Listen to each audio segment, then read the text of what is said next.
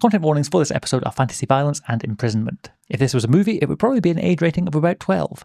Viewer discretion is advised. Welcome, friends, to the Ballad of Eltrut. I'm joined by Henry for a game of Daggerheart Duet. Solo Daggerheart, just me, just you, and a whole world of shenanigans and adventures. How you feeling? I'm excited, man. Heck yeah. Now let's do it. So please introduce yourself and then your character. Who the hells are you? I'm Henry. I'm just your everyday kind of guy. But today, I won't be that. I'm going to be Eltrut. That's him. He's a seraph, which is, yes, he is. Yes, he is. He's a seraph. That's kind of like a paladin priesty kind of monkey kind of guy. But he's a turtle. Yes, Galappa. Galappa. He's a Galappa. Kind of like Master Uguay in his youth, if his wife left him.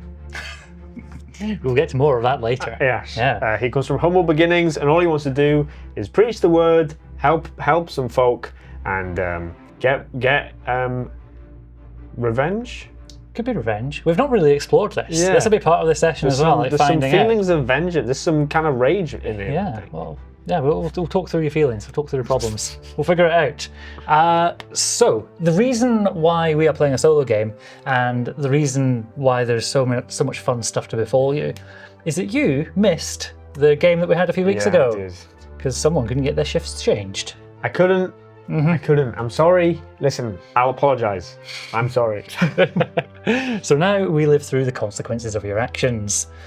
And one of the fun things that happened in that session was that the rest of the group, they decided what happened to Eltrut, how he got separated from the rest of the party, and the fate that befell him.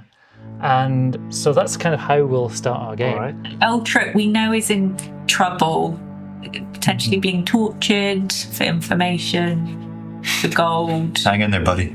You shut your eyes. It's dark outside the cave. You shut your eyes again. It's light. And they're shouting at you once again. You've been in this cave. You've been in this place for maybe about a week now. You were captured by bandits on the road, separated from your group, the Rising Stars. And things have gone badly for you. The bandits sold you, actually. I know. Yeah, the bandits sold for like a lot. I don't think they said. They certainly didn't tell you. Okay. But now you're in the clutches of a group who call themselves the Prophets. PH rather than F. I see. Yes. And you are captured in this cave, and they're effectively farming you. You are a seraph. You are a healer. You're able to use your divine connection to do healing magic for people. They have realized this and are using you to heal them as much as you can in a day before you pass out. Because they are doing magic, strange magic that you've not seen before. And it looks like they are trying to, it's hard to know what they're attempting, but you get the impression they're trying something odd, evil. Can I look around? So like, what am I? So am I in like a cage? Or am I like tied to something? You are tied up in the back of the cave. You get one comfort break per day, where they take you to the back of the cave, where there is a huge sheer drop leading into darkness. And that's comfortable. Yeah, that's your comfort there. That's so like pee. Yeah. So you like pee off the edge, but the rest of the time you're bound, unless you are doing your healing magics. Okay, and how many days have I been here? You think it's a week, but you're not sure. It's kind of blurring for you. Have they talked to me at all? Or not enough that I can make out? Only a little, but you are sort of overhear bits and pieces. Okay. Bits and pieces from them. I think in my unconscious state, it's either been blank or I've been like replaying this vision I had, right? I had a vision of my gods that told me to go preach. So I think that's kind of keeping me going. Yeah. been like spiritual food. So they're not broken. Yeah, they are feeding you. It's bread and water, but nothing fancy. Is it gluten free? I don't know what's his character building. Is Eltrut gluten? No, he just likes to know that that's an option for everyone else. All right, yeah. It's like this. Yeah, in this fantasy universe, all dietary requirements are met. Yeah. Okay. Yeah. I just wanted to know, guys. Yeah. Okay. I think. So he's been here a week. I think he's gonna wait till conserve his strength. Wait till they next bring him. Is it one person who brings him to this pit thing? Yes. Yeah. I'd like you actually to make the first roll of the day. I would like a instinct roll to see if you can do some sensing and thinking about stuff. That's your 2d12s. All right, you ready for this? Yep. That's a 12 when it comes up with a 12 hope and a 3 fear. Fear. Yep. And then add your presence number. Also your instinct number rather. So 1. So that's 16 with hope. Very nice. So please add a hope. So every time you roll with hope, you add a hope. It's quite convenient. Yeah. Anytime you roll with fear, I get to do stuff. Usually I add a fear or something. So you've been watching and listening probably more than they know. More than maybe they've been able to. They've not found a good way of stopping you, shall we say. And you've picked up a few names. So they give themselves, frankly, quite pretentious names. Okay. So there's Bright Star, Lightblade, Angel Fire. I can't stand. Eltrut can't stand that. That feels just like ugh. It's like the nicknames you've given yourself, rather. Yeah. There's not this. There's an arrogance to that I don't think he likes. Oh, nice. So what's going through his head? Like hearing them talk to each other. Are they speaking in the third person? Well, they'll say, Angel Fire, what news from your experiments? Oh, Eltrut. This is them, by the way. Oh wow. Okay, Eltrut feels kind of bad that he's been captured by these losers. Fair enough. Yeah. Eltrut has been he's from a swamp, right? He's not well-to-do, but he just, after hearing those names, thinks these guys are kind of like posers a little bit. Yeah. And so when he was once I'll need to steal myself. Now he's like, come on. Now he's like, well, maybe I could just maybe brute force my way out. There are about 20 of them. Oh, well, there we go. That was the thing I should have mentioned earlier. There's 3 on there, so there's 20. Yes. I would say, to save you some time, that escape out that direction is not looking likely. Yeah, probably not. Something you do notice, though, on one of your blessed bathroom breaks is, you can hear water deep down below. Yeah, down that chasm. I was going to ask how long till my pee hits the water. Is this some quick physics? Yeah. You can't see anything down because it's like black, but you can hear. And it's very, very quiet, on the edge of your hearing. You can hear the rushing of water. Interesting. So, and only one of them takes me to this place. Yes. Can I wait till they? So my hands are bound, but I can still cast stuff. Probably, yeah. I reckon so. Yeah, because they need my healing, right? Yeah. You do have some spells. Do you want to shout out what your spells are, actually? So, there'll be those 2. Bolt Beacon, where I can send a blaster fiery, holy light, and shoot someone like a gun. I am your shield. You can take damage. You can mark stress to stand in your way of a target. Okay, so I can take on someone else's damage. Yeah. Useful for a solo run. Exactly. Yes. There's a bit of a running theme, I feel. Yeah. Do I have my weapons on me? Surely they've taken them. Well, one of the fun things about you is that you are a divine wielder, and I believe on that one there, it tells you something about your spiritual weapon. Yep. You have an equipped weapon. It can fly to your hand to attack an adversary. Whoa! Yeah. So I could Mjolnir levels of. So does it exist, or do I summon it like Green Lantern? I will leave that to you. What do you think? There's a bit of collaborative world building here. It could easily just be resting somewhere up against the cave mouth. So it could be within range for you to bring it back to yourself. Because what is my weapon? It's a halberd, right? Yeah.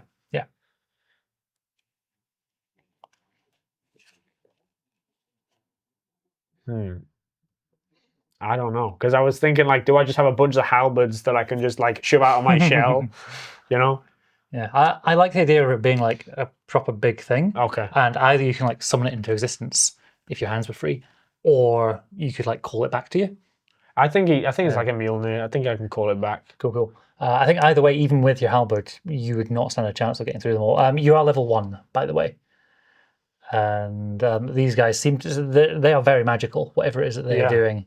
Sort of casting spells and like, but the thing with the spells and stuff that they're casting is that they're not doing it successfully. There's like spell burn that they're getting. Like sort of this cave, scorching. right? Yep. Is it like weakly supported? Like, is there? Here's my pitch.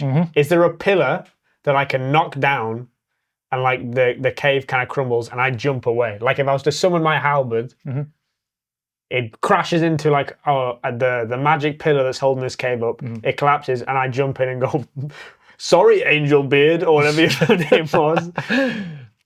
No. Okay. This in my head, I'll try and explain what I see with it.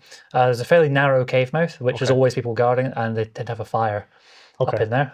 You are held much further into the back. It's maybe 50 meters deep from front to back, and somewhere in between is where they're doing like summoning circles, and there's like runes on the floor and eldritch stuff going on. Okay.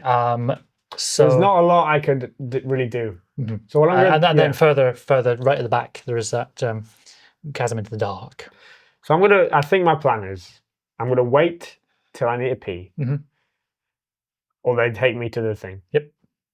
And I'm gonna pee, and while I'm peeing, I'm gonna turn just start speaking. Have I spoken with any of these people? I think I. Up to you if you've tried or not. What do you think? I think I've been watching. I don't think I've spoken much. Okay. You know, it's not too late. I'm pissing. Sorry, I'm peeing. I'm peeing. What do you mean, not too late? I don't know which master you're serving, but it's not. You obviously need my magic, my magic, my god's magic, to actually accomplish what you're doing. So I just want you to know that even though you think you got independent and stuff, you are dependent on my god. And when the day comes that you abscond from this world, I'm still peeing. You know, that's just something you're going to have to reckon with. And I think you should consider that. It's bold words from a pissing Turk. Everything you said is true. I don't know what. So, yeah, I think you should convert to your god, your petty gods. I healed your bruise the other day. So lots of them had almost like scorch marks. I healed that scorch mark. It looked like that's what we bought you for. Do you want credit? Do you want a thank you? Do you want a parade, little turtle? First of all, don't call me a turtle or little. those are my two least favorite words. Man, I'm getting nowhere with this. I jump in the pit. Fantastic. Are you summoning your halberd as you go? Oh yeah. Can I summon it and just trip him up? Sure. I'll let you roll to attack with that. Okay. So, on your thing, you've got it's on that side, the divine wielder. It should tell you what you can do to attack with it. It can fly from your hand to attack an adversary with close range. I just want to trip him up though. Okay. So roll an attack anyway. So it's your two dice, and you'll be adding your strength number. Okay, that's 3 and 2, and so that's 7 with hope. Not enough. So he has a target number, and that is a failed roll. Do I still add this? No. Okay. No. You could, if you wanted to, use your extra dice and stuff, but for this, it's more. The consequence of this is that he just ducks at the side as the halberd comes spinning end over end, making a cool whooshing noise, which we'll add in post. And I think I know it didn't do it. I'm like, yeah, come on, man. And you just go, whoop. Yeah. Okay, and we cut to black. You fall feels like moments, a second, 10 seconds. What goes through your head? I hope this isn't just a river of my pee. I hope this is actual water. 2, can I breathe underwater? Yeah, I think that's your Galapa thing. All right, well then I'm just like, why didn't I do this a week ago? I'm also Yeah, like, you were listening. You were. I think I was trying to convert them, but it didn't go anywhere. I think,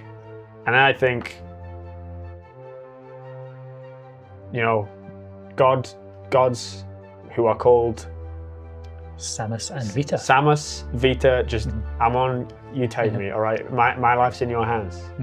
Jesus, take the wheel. Yeah, Samus and Vita. Samus, Vita, take the wheel. Yeah.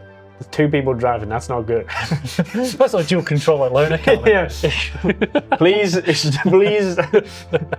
drive safe.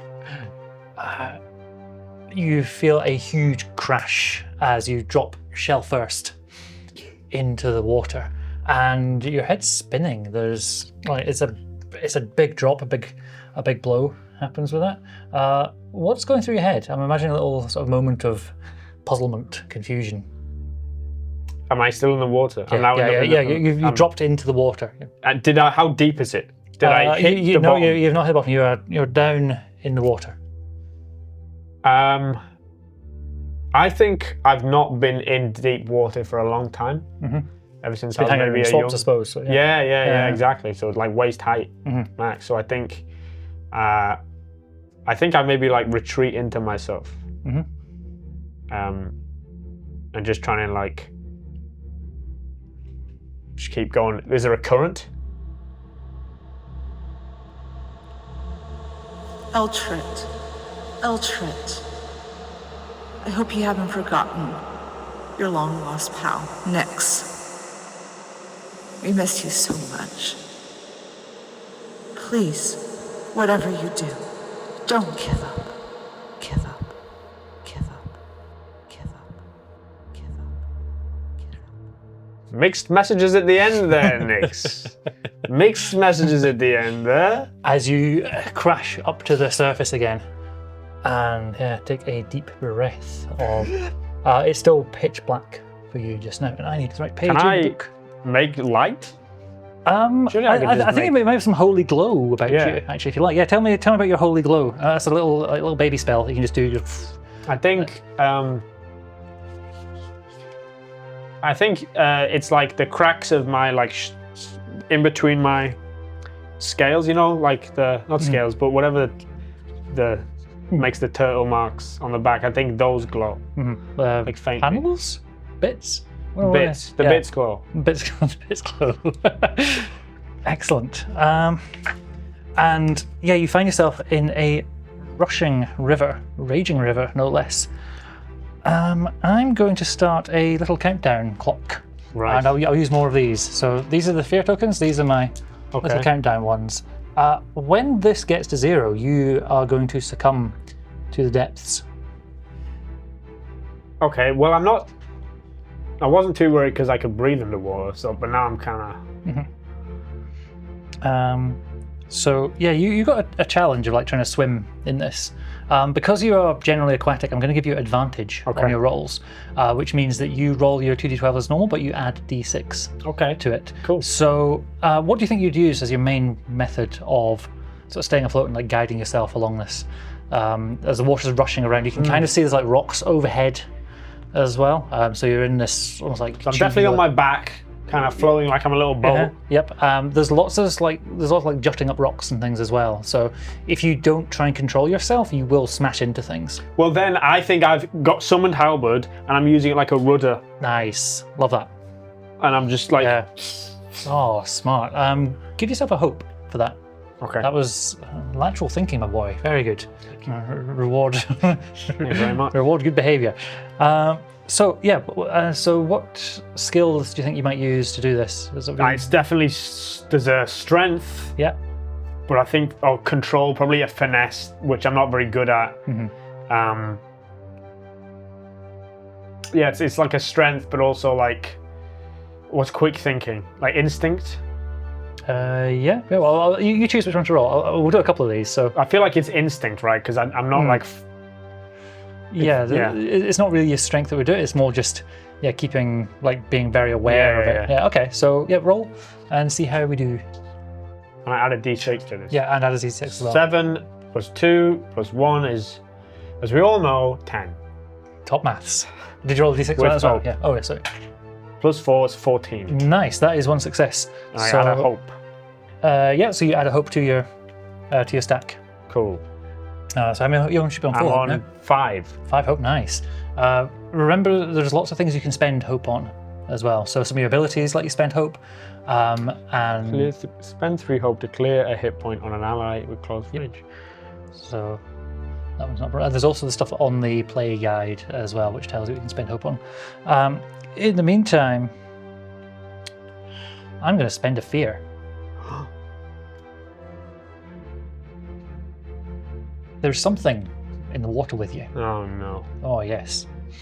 And you see in this. What colour do you think your light is? Like a coppery kind of. Right. So there's a brownish. Yeah. Well, brownish light's not a thing. I've seen that technology connections video.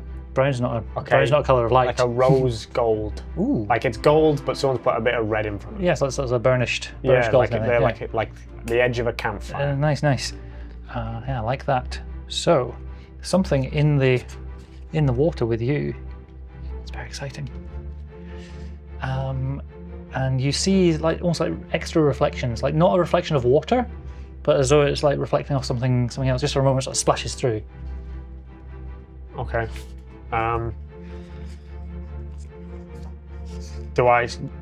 don't get the sense that it's like. I think immediately, oh, that's an animal. Okay. Not like me animal, like I'm a smart animal. Like it's like. I don't know what in this world you'd class those as, but like in fact, make me please a knowledge roll.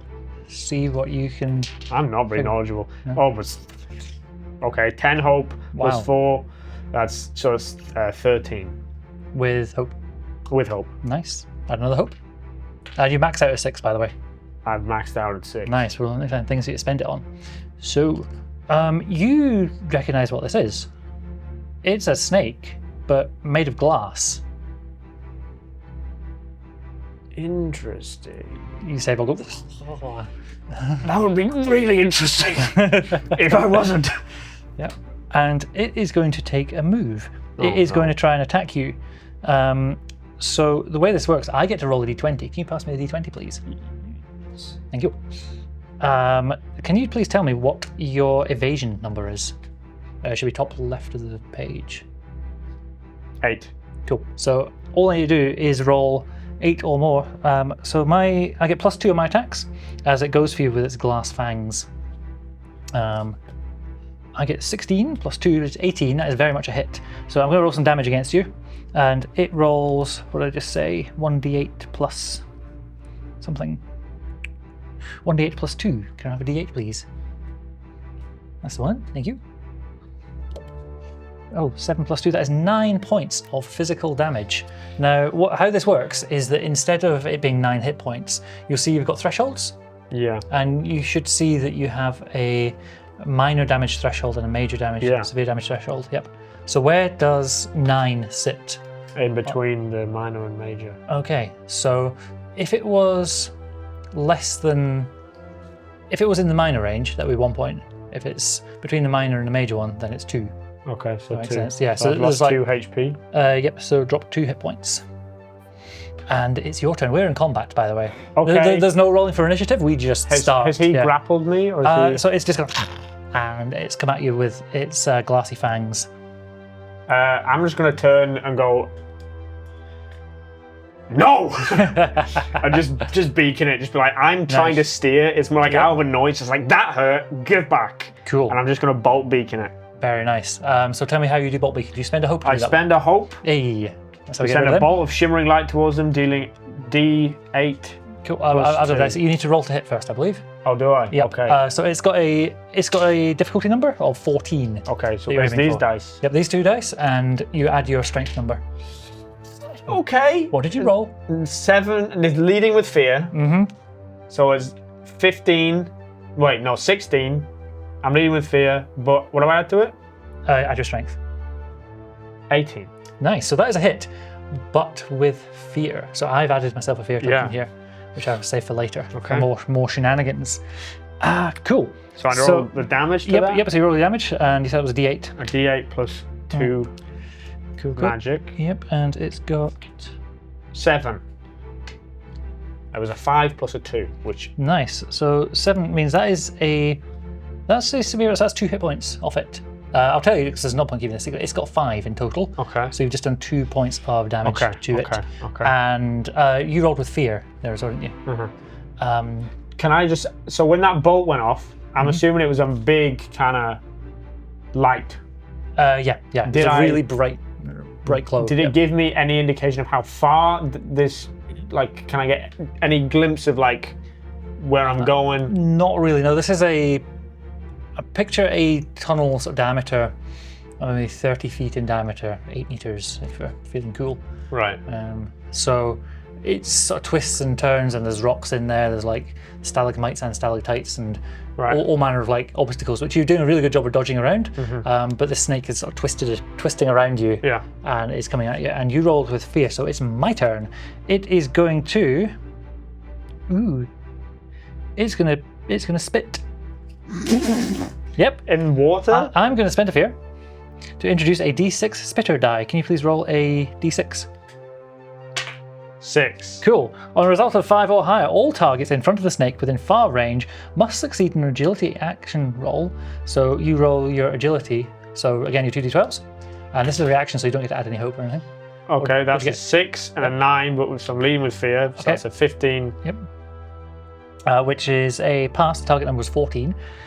Or you would have taken d4 physical damage, and it can then take a spotlight a second time in its turn. So I spent a fear to give it basically another go. And as well as that, it is going to go for you with its teeth again. So I get to roll the d20 if you please. Thank you very much. 13 on the dice plus 2, 15, and your evasion is 8. cool. And I shall roll the d8 if you can pass me that one. Thank you. That's 10 in total. That's 8 on the dice. So where does 10 sit on your So threshold? that's major damage. Okay, so that'll be 2 points of... Fuck. Yeah. And we're long enough into the stream that doesn't matter. You can do that again if you want. Whoops. This is our first time ever doing this, so I'm not worried. My bad. I forgot about the... Yeah. Oh, darn! You got an tarnation. Your turn. What do? Well, the bolt thing worked before. How many hit points have you got left, by the way? 2. Cool. I'm going to heal myself then, if I can do that. Yeah, that would be your entire turn to do that if you want. Or you can keep on attacking it.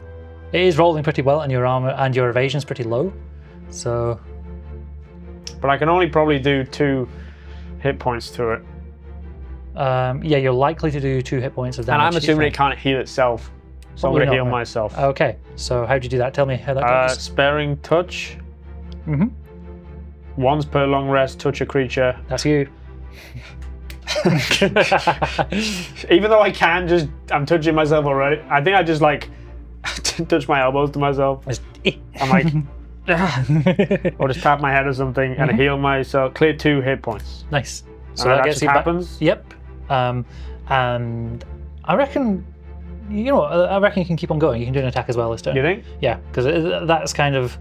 There's no particular like cost to doing that, so that's just obviously once per turn thing. Right. So you can attack in any way you like. There, you got your bolt, or you can just attack with your halberd. I think I'm gonna like Sonic the Hedgehog, like just spin Nice. in the water. Oh, I like and that just a like. lot. You know what? I'm Catch him with the halberd. going to give you advantage because I feel like it. Thank that you. One. Yeah. All right. I'll So I roll did all d6. Yep. An 8. So I'm leading with hope. An 8 plus 5 plus 3. That's just 2 8. So that's 16. Yep. Plus my strength. That is enough. That's a yeah. 20. Oh, nice. With hope. Very good. So add another hope. Yeah. And roll some damage. That's your d8, I believe. You got it? You got it. hiding it. There you go. I'll keep my 20. You don't need that. 7 plus Ooh. 2. Oh wait, the halberd?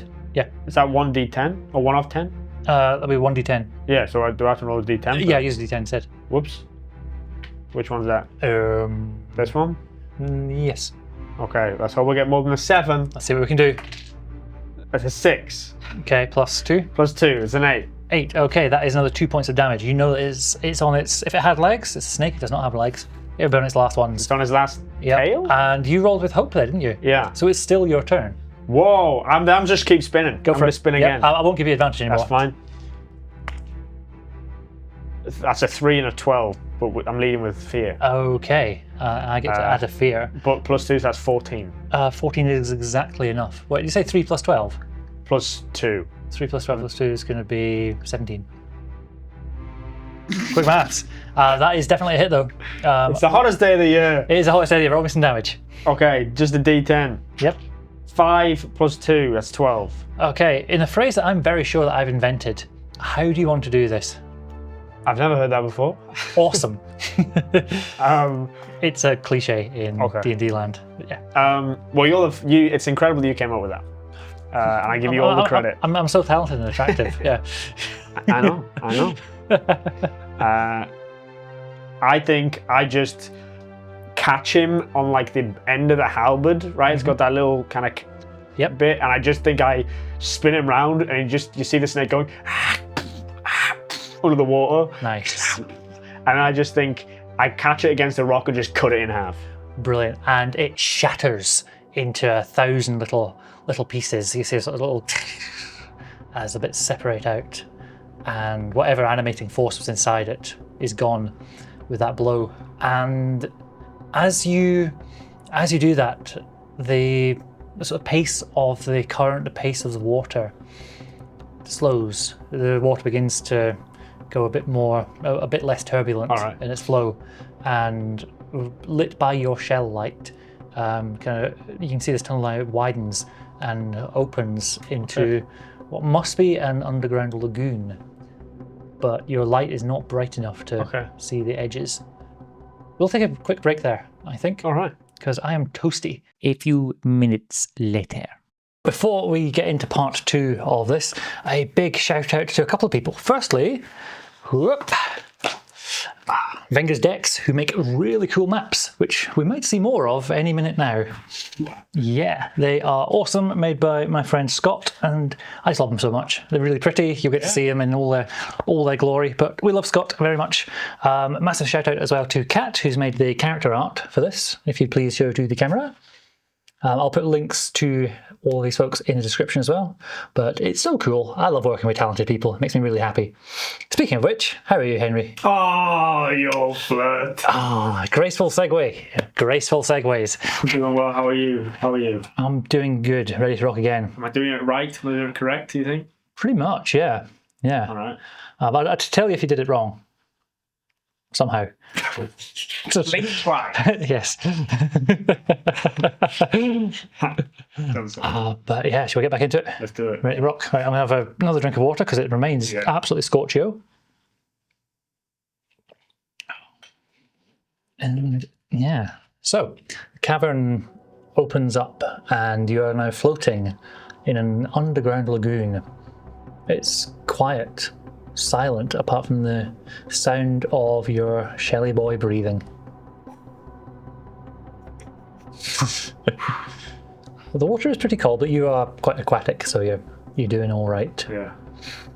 I think I've stopped flowing. It's kind of just like gooned out. Yeah, it's evened out, and it's just sort of very, very gentle. You like the bottom of a flume, and like the meant to sort of drift you to a bit of a stop in the middle of the water here. And I can't see anything. You can't see the edges. But this water's going to be going somewhere. No? Could be, yeah. It might just be filtering away through the rocks, but... That's true. Can I push my halberd towards the roof, the ceiling? Yep, you go, and it is fresh air. There's no... The roof's not in... What about that below? Below, same thing. You can't tell. Okay.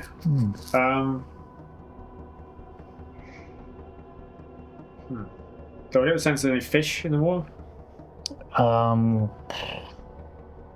Roll me an... What's that, knowledge roll? See if you have knowledge of underground spaces. Oh, that's 2 12s. Oh, that's a crit. Woo! Woo! Woo! Nice. Oh, so It's definitely so. No, there's space. so you I don't know. Tell me, what experience do you have of like underground lakes? I've been underwater a lot. Yeah. I think I pray and meditate submerged. Ooh. So I reckon you've got a bit of an affinity with this kind of space. Which is like Loving that. there's kind of a prayer aspect going on, but also like there's something I think he's missing. Like, okay, I escaped. This war's got to go somewhere. I've got to go somewhere if I'm going to make it out. So yeah, I kind of do a few things. I kind of like go underwater, maybe like just see if I bump into anything. Taste the water, maybe. Is it Sure, salt water? Not really. No, it's fresh. It's sort of fresh and cold. It's not like arid or brackish. But I reckon you go into your sort of your meditative state, and it will take a second to sort of figure out. I'm just like, give me some guidance, all right? Let me just get my bearings. Yeah, you don't hear from your god. Eltrut, I can't believe you got captured.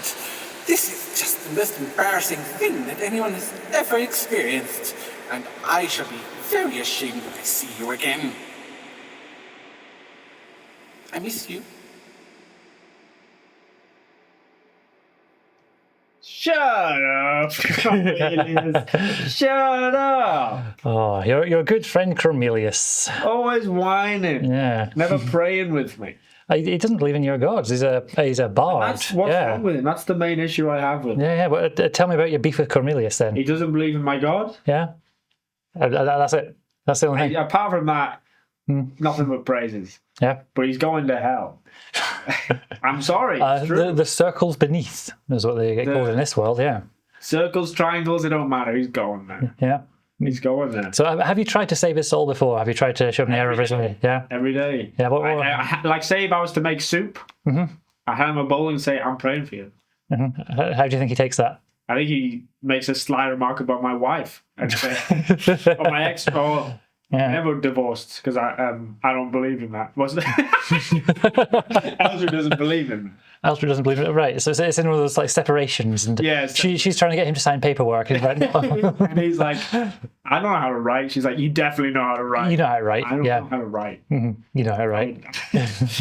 What's a pen? What's a pencil? You got a holy book.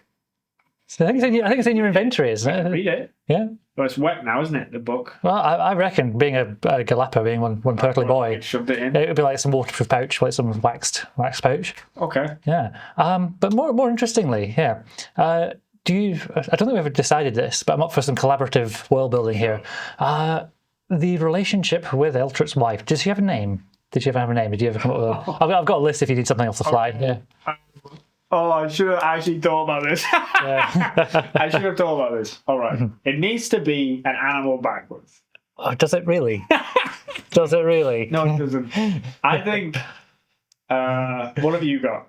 So I've got a whole list, every letter of the alphabet for starting with, because I'm very well prepared.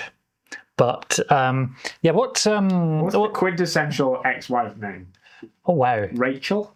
Oh, you're just full of cliches here. Mary. No, that's too on the nose. Like biblical stuff. Yeah. Oh, let's see. Ailsa, Koira, Eriska, Iona, Jura, Kelda. Jura. I like Jura. Jura. Okay. Duracell.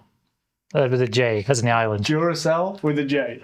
Oh no. Jura. My ex-wife is called Duracell.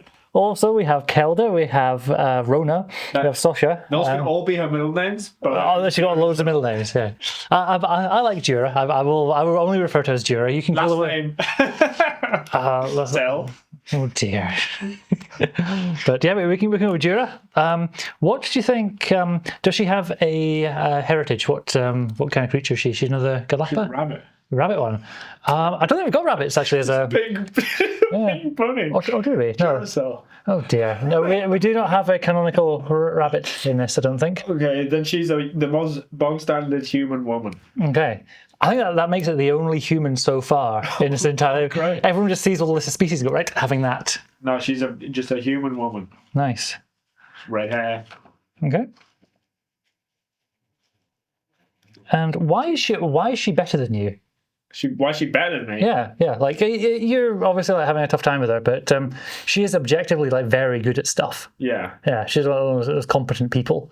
Well, she was always better at getting people to like follow the religion. Ah, okay, right. You know, so she's quite like charismatic, quite good at. Yeah, she always criticized me. Take out the trash, Eltrut. You never take out the trash. You never clean. You're a turtle. You know. Why didn't Eltrut do any of that? What was his deal, man? I think he was insecure. Yeah. And I think, yeah. And do you think taking out the trash was the real reason that she broke up with him and went with someone else, whose name I think we wrote down as Muskrat Vaughn? I think Muskrat was. I think he was just like. I think the only thing Muskrat was jealous of Eltrut for was his wife. I think Muskrat is better. I think we were all on the same preaching thing. I feel like we all preach the same God. And I think Muskrat just used the not taking out the rubbish as an excuse to move in. Yeah. And then steal her away. And I think I was just too caught up in the dream and the vision I had. I didn't give her enough time, I think. Yeah. Whether Eltrut recognizes that, I don't think so. I think does he have some personal growth to do? I think he thinks the only problem is Muskrat Vaughn. Right. Okay. That's what I think. Yeah. He's not yet noticed the error of his ways. He's not had that personal growth through his, I was terrible. Yeah, no, it's fully like, it's this other guy that did it. Yeah. I'm doing what my God wants. I'm doing what our God wanted me to do. Yeah. And nothing else, not even taking out the trash. No, I cannot have time for that. Yeah. I'm too busy not being able to convert everyone. Yeah. Love it. If this morphs into a longer campaign, that's exactly the kind of stuff which is then fun to explore. Yeah. And like figure out, well, who is this person? What are they? Oh, cool. What's their deal? For one shot, it's like, okay, we could dive deep on it, but we wouldn't actually get anything done. Yeah, for sure. While you are ruminating over this in your turtly head, you realise you've come up close to the shore. You just sort of bobbed your way along to a little shoreline, and although it was like dark, the sand actually is glowing very slightly, but it's as though it's reflecting light from somewhere, but there doesn't seem to be an external source for it. And it's certainly not the same color as your innate Shelley glow. Is it kind of bright? It's bright enough to see by. Yeah. Can I pick her up and just scatter some towards the water? Sure. So you've come out of the water. You step out and you go. Yeah. That.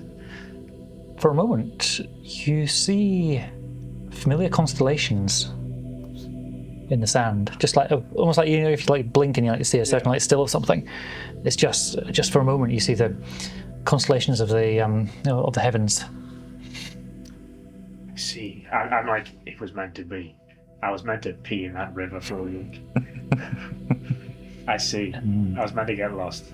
I didn't get lost. I got found. Oh no! I see what you did there. You're on your true path here. Yeah, and so I kind of bow. Yeah. I pocket some of the sand. Okay. Right, add to your inventory, sand. Okay. Yep. Pouch of glow sand. Yep. Pouch of glow sand.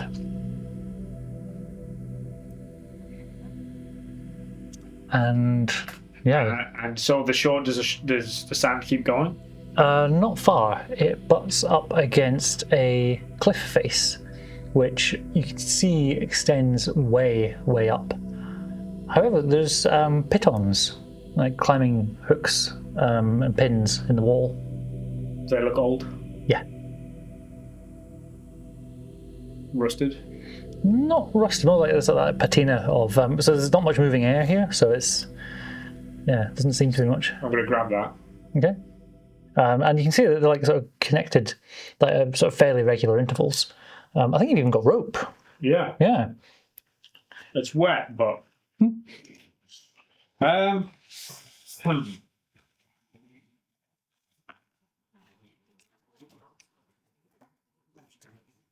The obvious solution is to start climbing, but I'm not very agile. No. But with the ropes and stuff, you would have an advantage. You can also, one of the cool things is that you can spend hope in order to use one of your experiences. So when you see how you got shell, and remember the vision. Remember the vision. Then I'm gonna climb, and because I saw that vision in the sand, I'm like, remember the vision. Cool. So the thing with that is you want to be, the game is effectively, can you justify why that one's relevant? Well, how is remembering the vision helping you with this climb? Because I've seen that this is the sand I threw up. That's the path. Mm-hmm. Cool.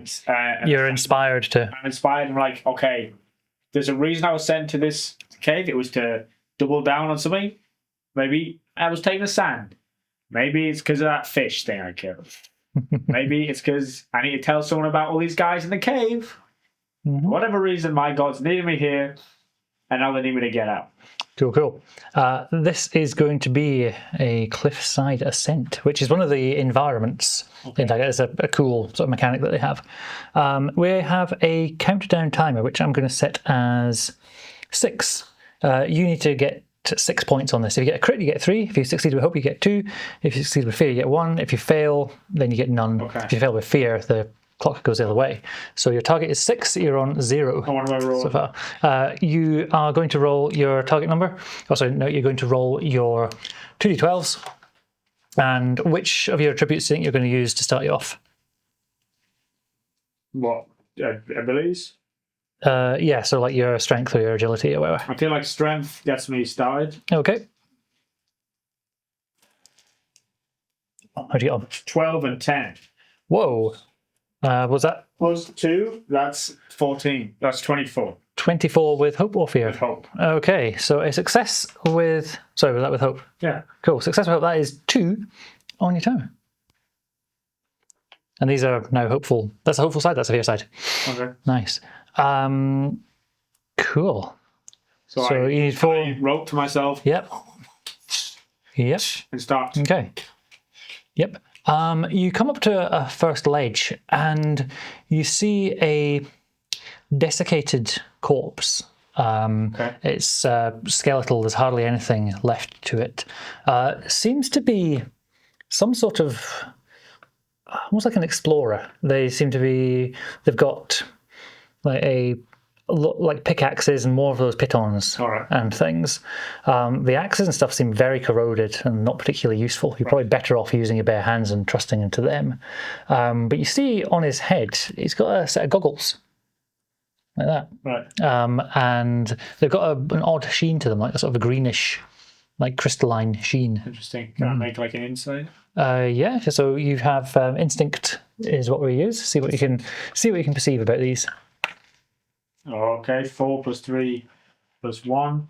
With hope, that's 8. Oh, that is not enough. So you look at them and you think, well, that's odd. Why do you wear goggles under the ground like this? They don't seem to be for swimming either. You're really not sure of their purpose. I think Eltrut just thinks like he probably was mining something that splashed in his face, maybe. From the looks of it, it looks like he's just sat there. And he's been sitting there for however long. What are the burial kind of rites of my religion? Oh, you tell me. So I feel like it's an ash scattering kind of return to sender. But it's like splendor as well. So I feel it's also like I need to celebrate kind of the. So it's like a little shrine. Oh, okay. So what do you think Eltrut would be able to do in this? So I think I just place all the equipment in an ordered fashion around his body, say a little prayer, say, listen man, I don't know who you were, I'm sure you're a believer, I'm sure you're believing in big time, and I know you're in heaven, all the upper circles, all that stuff. Yep. If you were here, I would have converted you, no problem. Right? That's without a shadow of a doubt. Nice. I would have converted you. And his green goggles, I'm going to pick up by the strap. Okay. And say, I'm going to, part of you's living on. I'm going to take this and I'm going to do something good with it. Nice. Okay. I love that.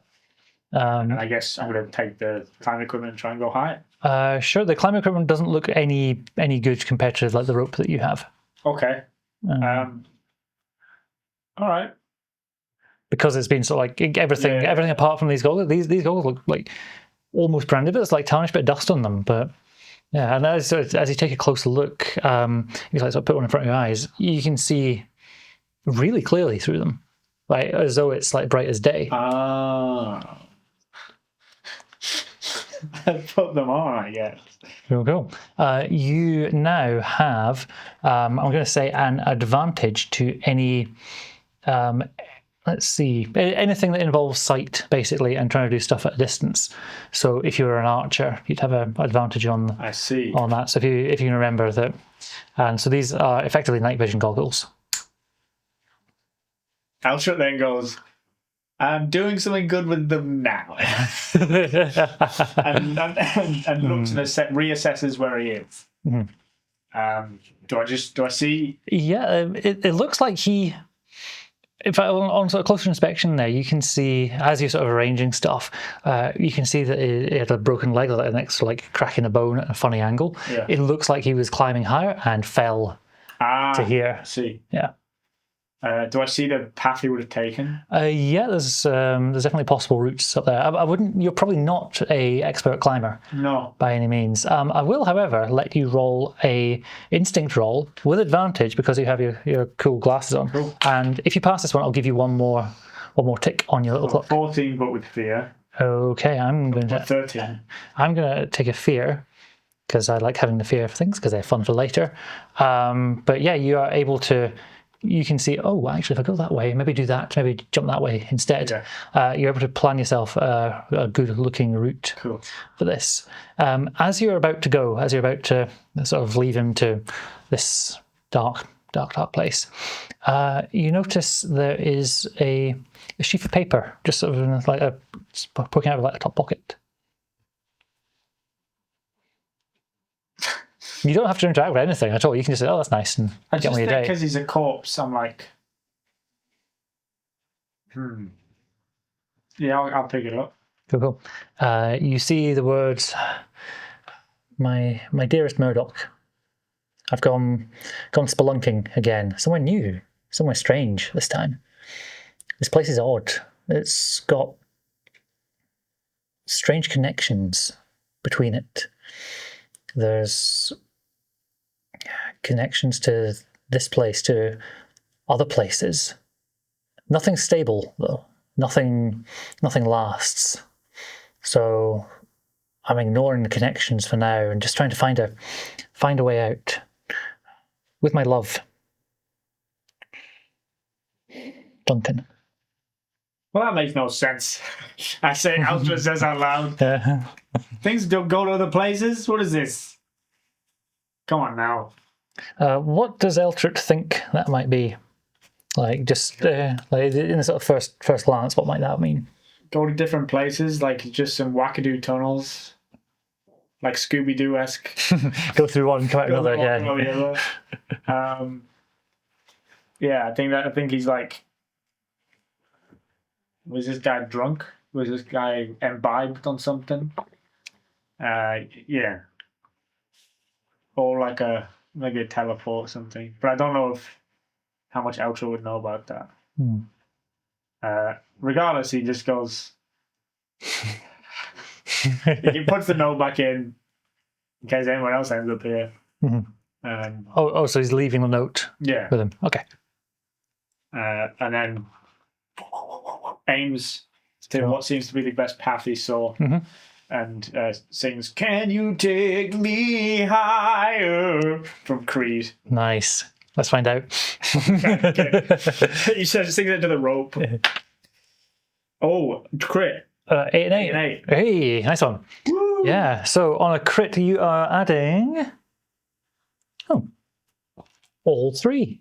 Very nice. That time you took to find the route and to figure it out, you now filled up this little tracker quite nicely. Nice.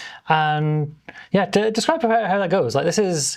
You feel good at this. Yeah, I think it's odd. It's an odd feeling of like, it's been an odd week for Eltrut. You know, it's the longest time he's really spent in meditation, kind of forced meditation. Yeah. It's not, because usually I think it's quite performative, probably. Okay. It's like, Does it in front of people. Does it in front of his adventuring party, Yep. right? Yep. And then he's like not really much of a physical doer, so he's kind of doing stuff, and I feel like that's changed. That's some kind of progress for him, a little bit. And he's also been absolutely humbled by like these bandits, these lame bandits. Yeah. In fact, here's an interesting question for you. Do you think he'd have a new experience now? Is there any like little tagline or something you might want to add, either to replace one of the ones you've got, or because these are the experience is a really nice way of like showing a character growing and changing and becoming something else. Well, the only two I can think of is like can you take me higher? I think when he's just like climbing, I think it's just kind of it's either a grave robbing one or it's like just take a step back, take it back now, y'all. Nice. We can come out later. It doesn't have to be ended right now, but that's fine. But I think he's just like, all right, breathe, breathe. Especially since he had that breath. Yeah. Like, so yeah, just breathe or something could be fun. Just breathe. Yeah. Cool. And so I think Yeah, so he makes his way up to the top of this cliff face, and in this new space is like a sort of cavern opens up ahead of him, and this one's equally lit with the sand, but it seems to be all over the place here. So you get this kind of like overall glow in the place, so you can see quite clearly all the way across the other side. And do you think Eltrut would need a breather? Would he need a break? You can't see any threats in the space at all. He's not drank anything. Does he have any like water? Not really.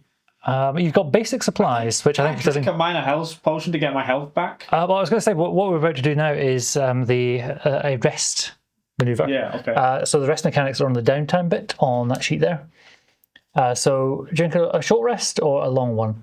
You can have, I think, 2 short rests, and then you have to take a long rest. I'll take a short rest. Cool. So have a read on there. You get to choose 2 things from that you want to do.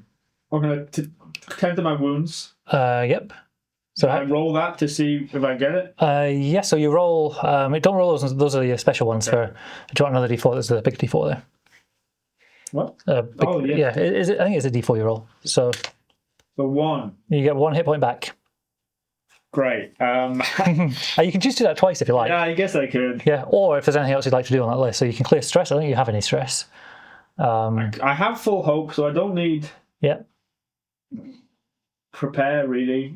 Repair armor. I'm just kind of wearing my shell. That's not really. And like some like. Yeah. What I set up is that your shell is like as tough as chainmail. Yeah. So I gave you that as your armor on there. So yeah, up to you. I'm just gonna tend to my wounds again. Okay. So, hey, there you go. So that's you clear. Yeah. So I think I just take some time and just go like, just heal myself. Yeah. So pat. Yeah. Nice. Real self-pitying. Yeah. Oh, I like that.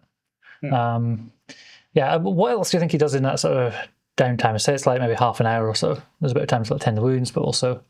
I think he maybe has like a diary he writes in. Yeah. What do you think that might say? Does he have a diary voice?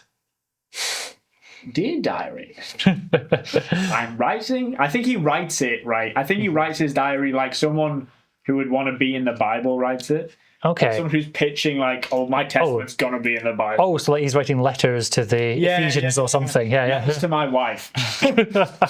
Letters to my wife. Yeah. And Muskrat. Doing incredible. Had such a great religious experience in this weird place. Got to go down a slide and it was awesome. Met an adventurer, gave him a good send-off. Murdoch? ? Saw some glimmering lights. Fought a horrific great sea serpent in the depths, and had my vision again. Once again, reminding me I'm on the right path. I can't wait to see you again. Yours faithfully. Would never leave you for somebody else. Nice. Has she ever written to you? No. Okay. No, I get a lot of Return to sender. Nice. Refused. Oh, not known at this address. Yeah, This might have been very clearly their address. Yeah. I know that's the address. Yep. I paid a man to watch you deliver it. Oh, excellent. Yeah, as you're sitting there, again, in that sort of quiet moment.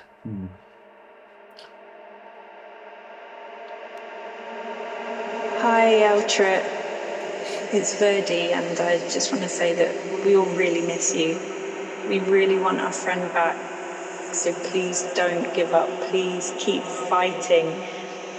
We need you, and there's so much more we need to do.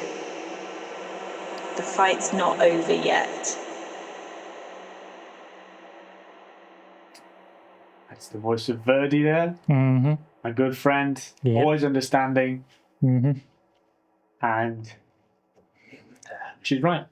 Yeah. They do need me. How else are they going to make the right choices? You know? Yeah, but why doesn't Eltrut think that Gorf can do everything that you can do? Listen, Gorf's, he's new. He's young. Mm-hmm. I'm not old, but you know, he's fresh. Yeah. Gorf's got a lot to learn. Mm-hmm. All right? He's not been married. He doesn't know how to have a successful marriage. He's a very competent fighter. I'd want him in my corner. Mm-hmm. But I just think, and he is, you know, with the two of us, I think he's kind of more chill about it. I think he's like, if you want to do it, you can do it. But I'm like, you have to do it. So a bit more direct. Yeah, he's like Protestant. I'm Catholic. Eltrut's walked out from his little resting spot at the top of the cliff, at the edge of this cavern, and sees an enormous skull at the bottom. Absolutely huge, like the size of, like that is to scale, by the way. If Eltrut's there, then I'm not doing a burial for that one. That's just different time. It's like you got to be practical at a point. And yeah, you can see there's like things like thorns and vines Interesting. growing up through it. That's a good sign. Yeah, shows there's life here. If nothing else. Shows the light as well. Probably. Yeah, well, just the reflected light off the sand. Oh, right. Still, well, that's quite fascinating. The wonder of life. Exactly. Do you do anything in this space? Are you looking to investigate more, or are you just happy to?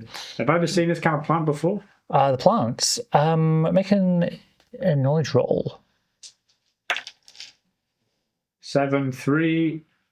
It's a 9. 9. I don't think is quite enough. Just vines. Yeah, just vines to you. As you are looking around, I think on the failed roll, failing forward here, you're sort of peering at it, having a look, stepping up close to the edge, and you keep your feet, you don't fall in, but you slip slightly, and some of the sand and a few little rocks and things sort of drop down and actually roll down into its mouth. And you hear this sort of echoing noise of bouncing around inside it. It's like gold somewhere, I guess. Do I see anywhere else to go, really? I'm at the top of this cliff. Yeah, and the huge skull is sort of right beneath you. Does it look humanoid? Yeah. And as the sound stops, you hear that's disgusting. This entire skull starts talking. It's a huge, booming, resonant voice. You tiny shell dude. What'd you do that for? My bad. Didn't mean to do that. I should watch where I step. Yeah, you should. It's a luxury having feet, knowing where you step. I've been a skull for hundreds of years. You look great. Thank you. Yeah. What do you? My name's Eltrut. A pleasure. Absolute delight, I'm sure. Have you heard about our Lord and Saviour's The names. They're a valor and splendor. Samus and Vita. Yes, please. I think he's got a tattoo of like it's got sort of shell branding of. This is part of the problem. He keeps forgetting things. Samus and Vita, they're called. Have you heard of them? They've been around for a while. I remember before back when they were corporeal, still walking this world. Whoa! I get out my book. Could you tell me about them? Yeah, that's incredible. You must have been blessed by them with like eternal life. A blessing. Call us a blessing. Trapped in a hole. Just a skull. No blessing here. A curse. No. But I was good, but not good enough. So instead of being cast down to the circles beneath, I was left here while they ascended. Oh, well, that sucks. Hey, can I help? If you think you could help me ascend to godhood, I would be delighted. But I'm curious to hear your detailed plan. Just I was going to get you out and bring a spade, kind of shovel you out. From within like those empty eye sockets, you can see there's like little points of light. Just sort of, like so looking straight at you. I was thinking more like an excavation. You show me the way out. You tell me about my gods, and then we get you out. We can put you on a cart, pull you around. Or, is there a full skeleton underneath you? No, my body was lost, destroyed. I'm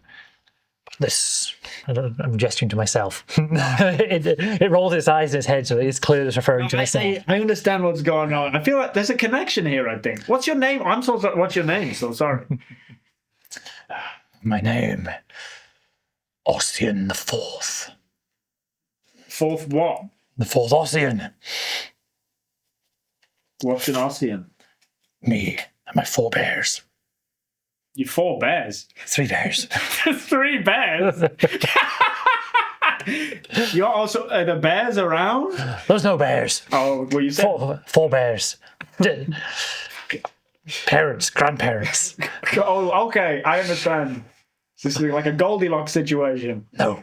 Okay, then I don't understand. Don't get cheeky with me. Okay, well, you're pretty cheeky with me because that's mostly what you are. Sorry, I'm being rude. I'd like you, please, to make an agility reaction roll.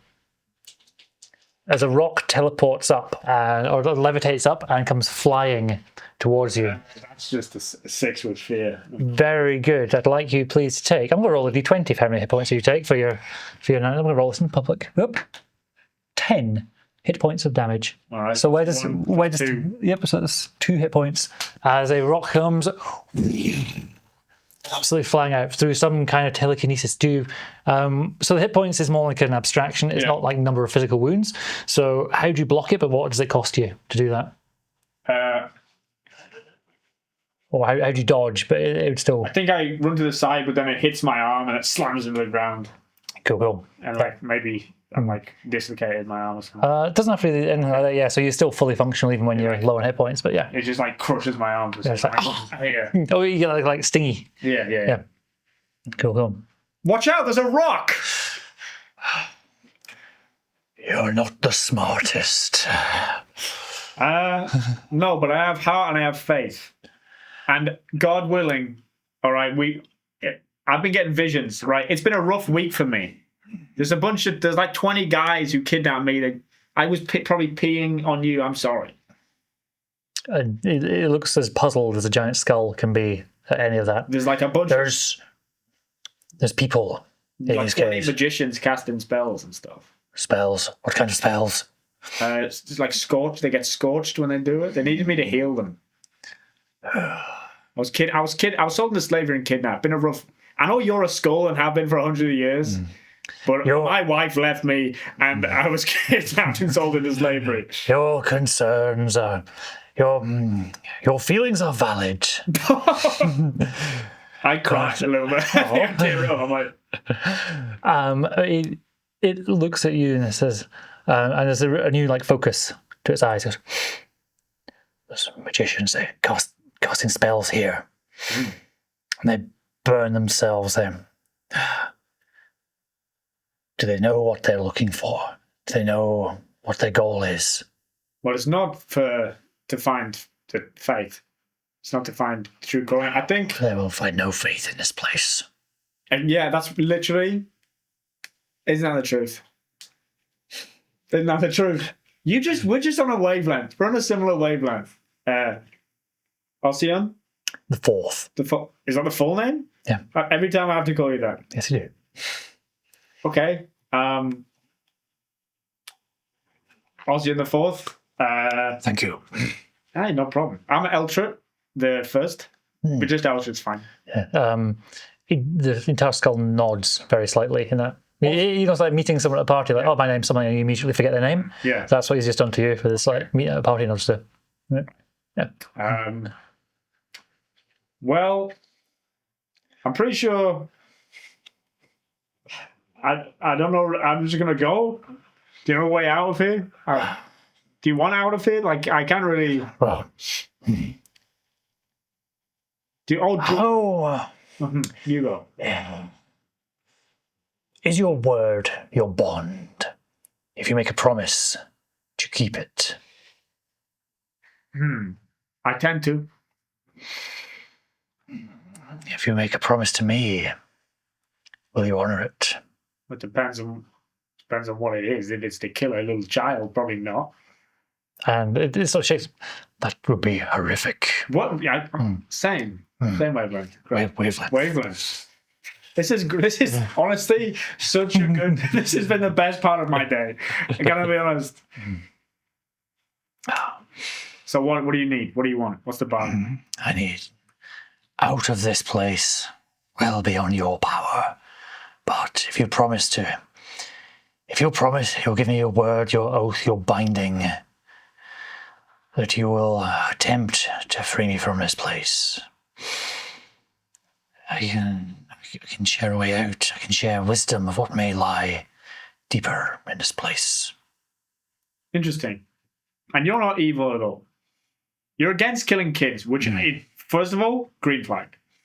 I'm not evil, just not as good as some. You know, by the way, that the gods are absolute paragons of their virtue. Yeah. So, splendor, valor. Sure. There is no one more, embodies that. Yeah. More than the realm of the forms. They're the form of splendor, ultimate splendor. Yeah. Whereas this person's more of a particular kind of. So I'm getting the vibe that this person was a human, like a person, not a god.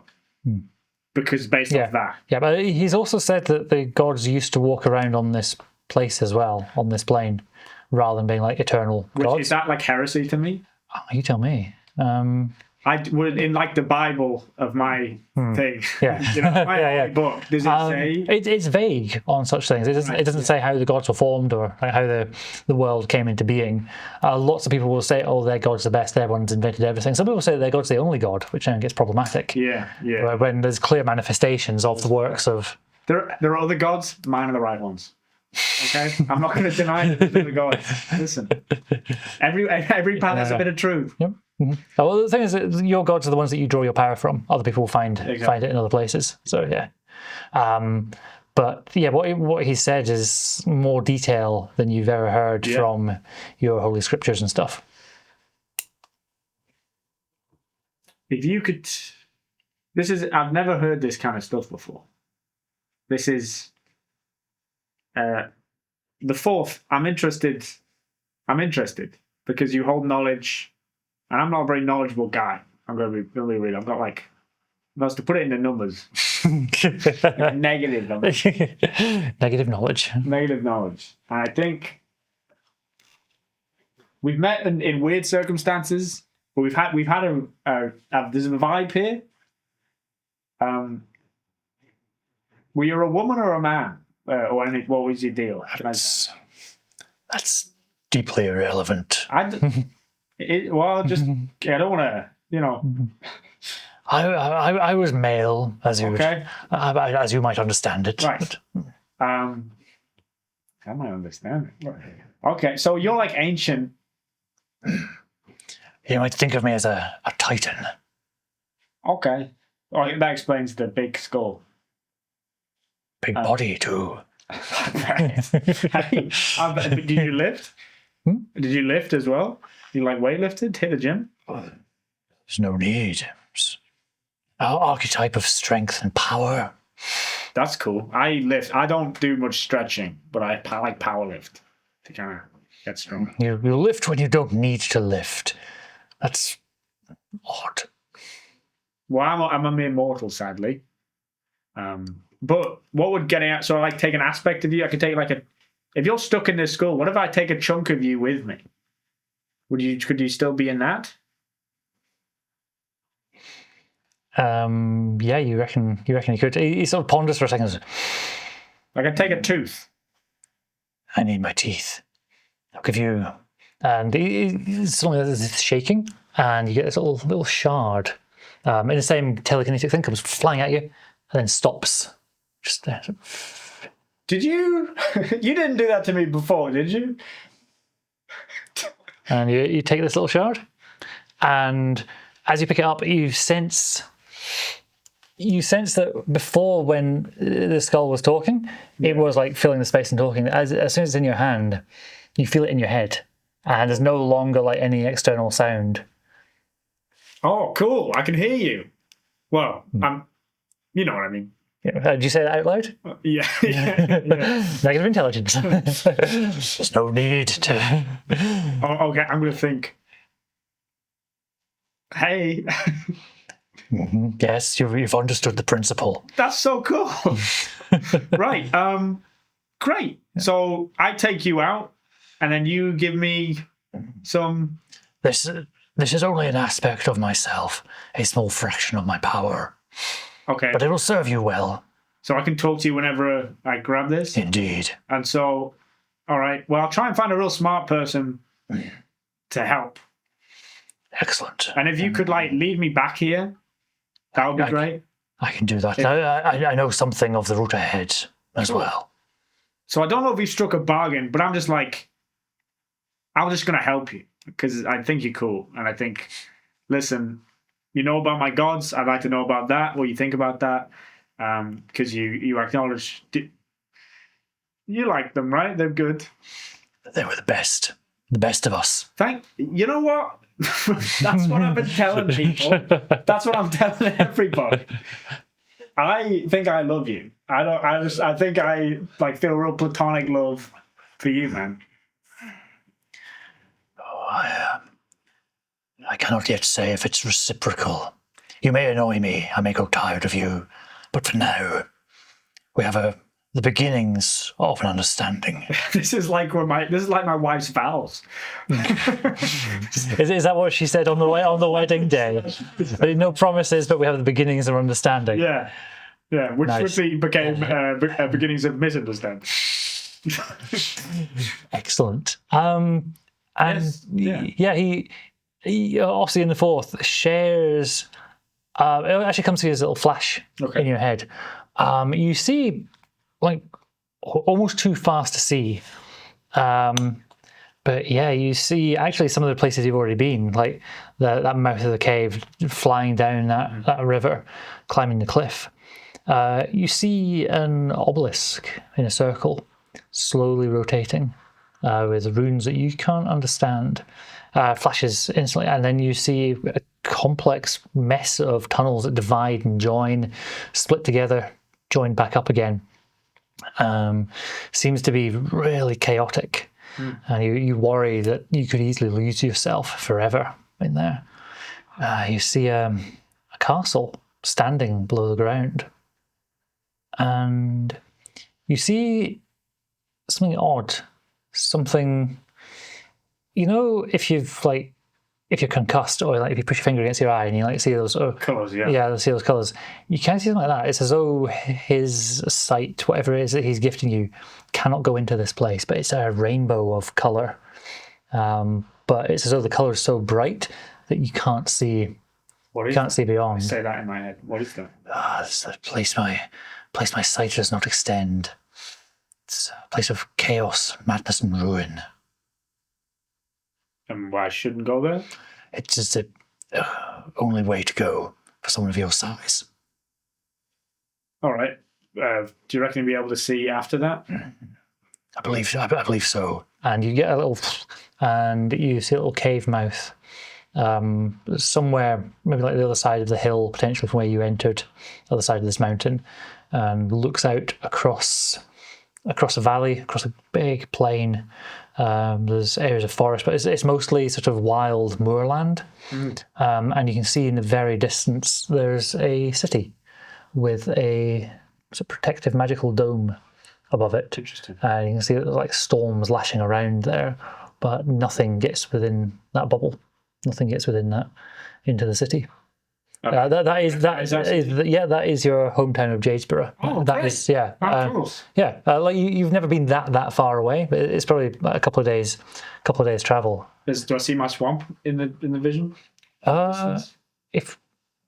No, not just now. Is your swamp near Jadesborough? What do you think? I think I definitely set up a swamp. Oh, like built your own. Yeah, like a little. Yeah. I think I'd come from a swamp. And right. Everywhere I settle down, I try and make my own. Okay. That's maybe like a little bit. I can't see. I'm like. Yeah. But you can certainly see the city. Yeah. Yeah. Cool. Mm-hmm. Well, honestly, thank you so much. This will be great. I feel like Eltrut, I think, feels like this confirms his vision. Mm-hmm. He's like, this is incredible. Nice. I found like a great teacher who I'm going to help, and then they'll bring me close to my God. I'm going to meet my God. My God's going to tell me I'm the best. I'm going to be the best with my God. That's great. So I think he pockets the shard. Yep. Have you written on the inventory? Yes. Good. Shard of the Fourth. Mm-hmm. Shard of Ossian the Fourth. Ossian the Fourth. Ossian. Ossian. Ossian the Fourth. Mm-hmm. The implications of there being 3 other Ossians is rather worrying as well. Like. Yeah. It's like there's only one Samus, you know? Mm. But there's. So I'm just like, this guy's probably like, he's got knowledge and he seems cool. And he seems to agree with me so far. So that's really all you want in life. No intellectual challenge. Just this guy thinks I'm right. Yeah. Cool. Well, thanks for showing me the way. And you know now that there's a route kind of up around the back of him. You can decide whether you want to walk in his face or walk around the edge. Do you mind if I walk on your face? Immensely. Go round, little turtle. Oh, okay. Just turtle's fine. And it's not turtle. Those are 2 of my least favourite words. Just to ever call that. Average-sized galappa. Do not stand on my face. See? I knew I liked you. All right, here we go. Yep. You begin to progress down tunnels, and you remember what he was saying about these twisting, turning, sort of joining, splitting tunnels. It reminds you of roots of a tree. Interesting. Actually. And you find that the tunnels sort of slowly like wind their way upwards. Okay. I ascend. Mm-hmm. Cool. I think it's like I'm not touching the shard anymore because I'm like, I don't want to annoy him. Mm-hmm. So you just like put it in a pocket or something? Yeah, I put it in my secret little pocket. Cool. My secret little pouch. Nice. I will say you can communicate with him anytime that you like. But just in Eltrut's brain, he's like, I want to be overbearing. Mm-hmm. I don't want to be that guy. Mm-hmm. So right, I keep on. Cool. And making your way up. The tunnels get larger actually as they go up. Nice. I kind of am able to like stand. Yep. Mm-hmm. And again, some of this like this sand almost is almost everywhere. It's almost like a mica or something. Like Do I get the impression this sand was his bones? not now. Well, you might now, but you don't think so. Okay. No, probably not. All right. Hopefully not. As you realise, you're sort of walking around quite happily through it, going, "Ooh, this is pretty." Yeah. Okay. And you come to another cavern where loads of these paths kind of have joined together, and they get sort of steeper like that. Can you make, please, a knowledge roll? See if you can figure out what's happening here. Oh yeah, 14. Well, 13. 13. Nice. You are basically in the roots of a tree, but the roots have gone. So like roots have like gone up through the stone, and then the trees died or vanished of some sort. Yeah, so you're left with the gaps where it pushes the stone, and so you're now in kind of where the trunk would join. Do I see the sky? No, but you can see it's odd. There's almost like very muted colors, but there's sort of some purple, some oranges, some blues. You can't see any light source, but you can see, you know, like when there's dust in the air and you can like see the impression, you know, there's a light round the corner kind of thing. Oh, do I hear anything? On that roll, I'm going to say yes. There is almost like a little fizzy kind of sound. You know, like sort of like in our world, something like a plug socket that's turned on and buzzing slightly. Yeah. That kind of sound, but much more organic and random. So you get the I'm gonna like that. call my halberd. So I assume it's been like stuck to you. All right, it's not gonna. For miles and miles. I think I get my helmet out because it's been a day of it, and I'm like, if this is more magic, I gotta be ready. I'm not being captured again. Yep. I've got my mission's even more absolute now, and I'm gonna try and sneak around the corner. Okie dokie, like that. So this is, I reckon it's going to be a finesse roll. See how good at hiding you are. I'm pretty good at that. Yeah, see how you do. Well, what's that? 20? 20 with hope. hope? Yeah. That is. Are you remembering to add hopes, by the way? To when you roll with hope. I've got max. Nice, because I'm remembering to add fear all the time that you're rolling with fear. So. All right. Well, I can't get more than 6, can I? No, you're maxed out there. So Okay, okay, so you are, surprisingly for such a. That's just an average size galappa. Average size. I think what it is my sneakers are just like lie down and look like a rock. Yeah, that works nicely. So yeah, you're sort of doing a little rocket friction, put yourself up on top, rock. Yeah, and I walk like an actual turtle walks. And this room is strange. There are turning circles of magic. So. Like hollow circles with like magical sparks, little motes of light turning around. There's little glimpses of runes and sort of script that you can't understand. But on one wall, sort of spinning around, and on the other wall, there's another one going in the opposite direction, and there are fizzes and crackles of light coming between the two, and like really odd, irregular intervals. Wonder of sadness, huh? Do I sense, like, you know how like you can feel like electricity, like by feeling electricity? Yeah, I reckon you've got a bit of like a sensitivity to that, and they don't seem like they're not like portals or anything. They're not connecting. They are just like turning circles. Like wisps. Almost, yeah. Do they have any sentience? Do I think, or is it just? Don't seem to. They're just spinning. And so they're just spinning in a circle. Yeah, so one's going one, one's going to sort of doing that kind of twisty against each other, and at irregular intervals they can. There's little bits of magic go between. Is this your doing, Ossian? This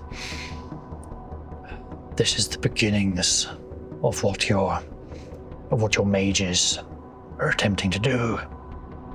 Oh, I should definitely stop it. Okay. Well, One more motor light is going to do something, so I'm going to blast it with my bolt beacon. Fantastic. Roll an attack roll, please. So just roll that and use your strength number as the modifier. Oh, that's fear. Is that fear? Yeah. How exciting. Fear. So what's the total? So it's 12 on the fear dice and 6 plus 2. nice. That's So yeah, as you with your bolt beacon, which one are you going for? There's the purpley one or the orangey one? the purpley one. Nice. The purpley one goes and suddenly starts spinning really, really fast, like that. And out of it comes a flying creature. Flying right at your face. I'd like you, please, to make a agility reaction roll, please. Oh, come on, Vida. Yeah. Okay. Stacking up fear today. Shout your numbers, please. 13.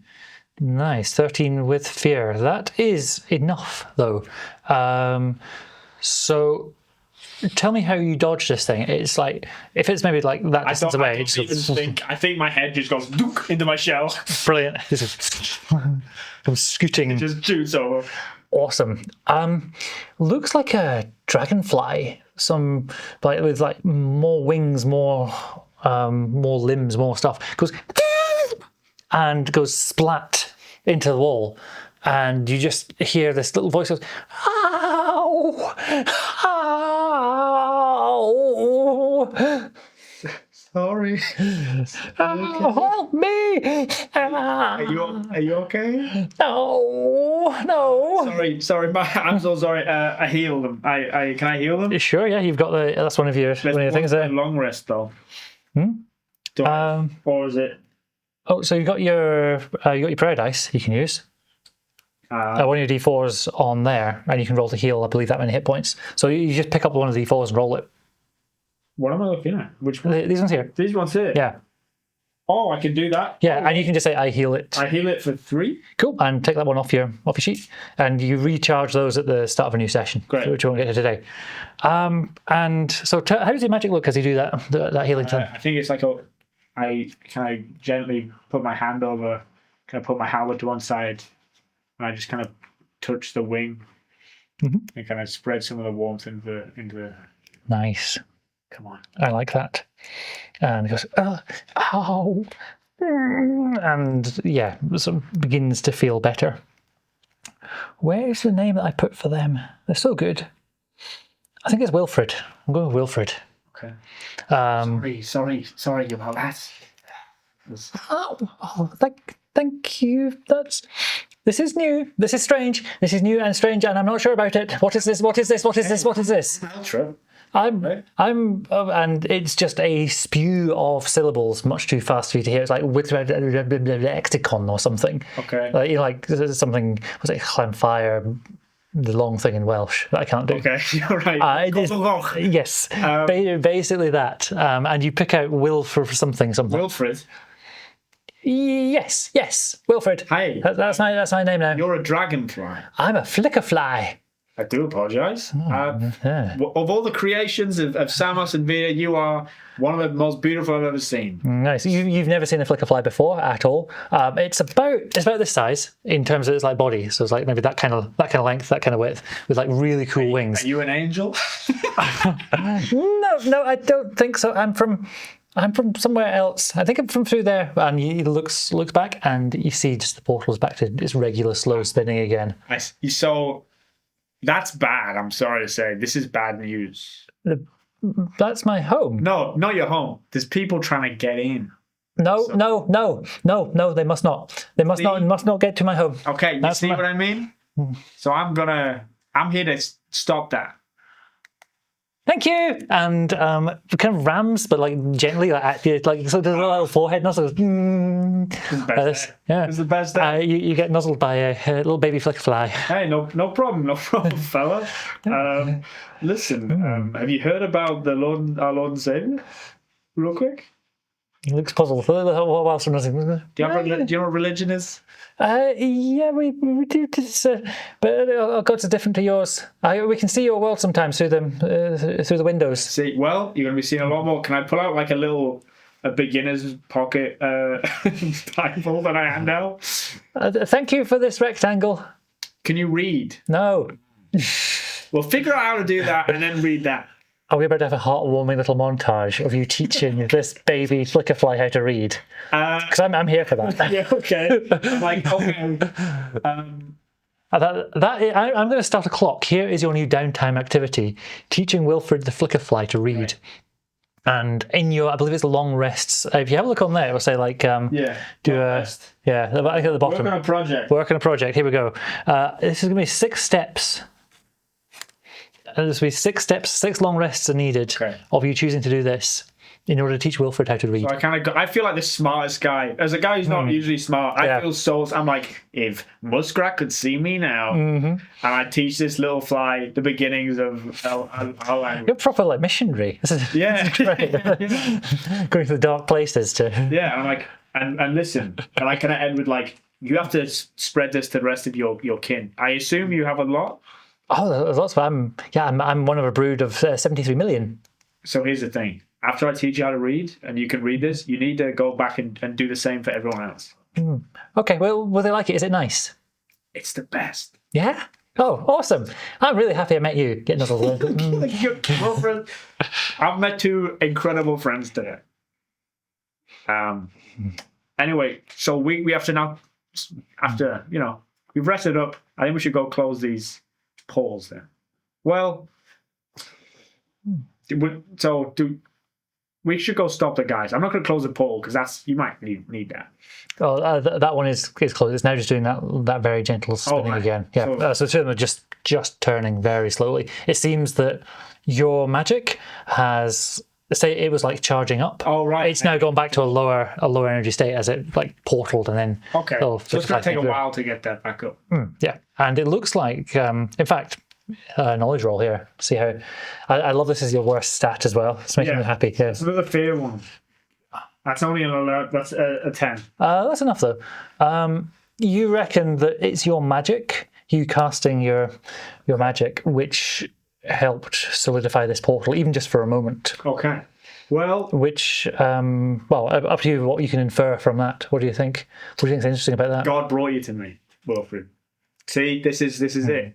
Because God knows that you're going to be his best little messenger. And you're going to spread the word. Which God, by the way? Samus and Vita. Okay, so 2, yeah. We get so 2. Bit polytheism, yeah. We get 2. Yeah, some people only worship 1. We get double the fun. Nice. I do feel like a missionary. I feel like I'm gone into it. I'm going back to my roots. I was like raised in the Catholic Church, and this is how people kind of spoke. Yeah. I'm like, yeah, it's the best. Great. So I don't think that's gonna open for a while until it charges up again. Yep. So I'm like, Wilfred, you stick with me for now. We're gonna keep exploring, and I'm gonna keep teaching you how to read on the way. I like that. I'd like to go home one day, please. Yeah, of course. As soon as it's like charged up, I'll send you right back to it. I'm sure. Okay. Though if we're really good friends, then I might stick because I think I need to keep you safe as well. Maybe you are an angel, and you just don't know it yet. And seen. Something that crosses your mind, I reckon I'll help you out a bit. The prophets in the mouth of the cave there, they didn't try to get you to use your magic to work on the portals at all. Interesting. They only were using you for your healing magic, and they were struggling. They were getting these burns, such as one might get from electricity.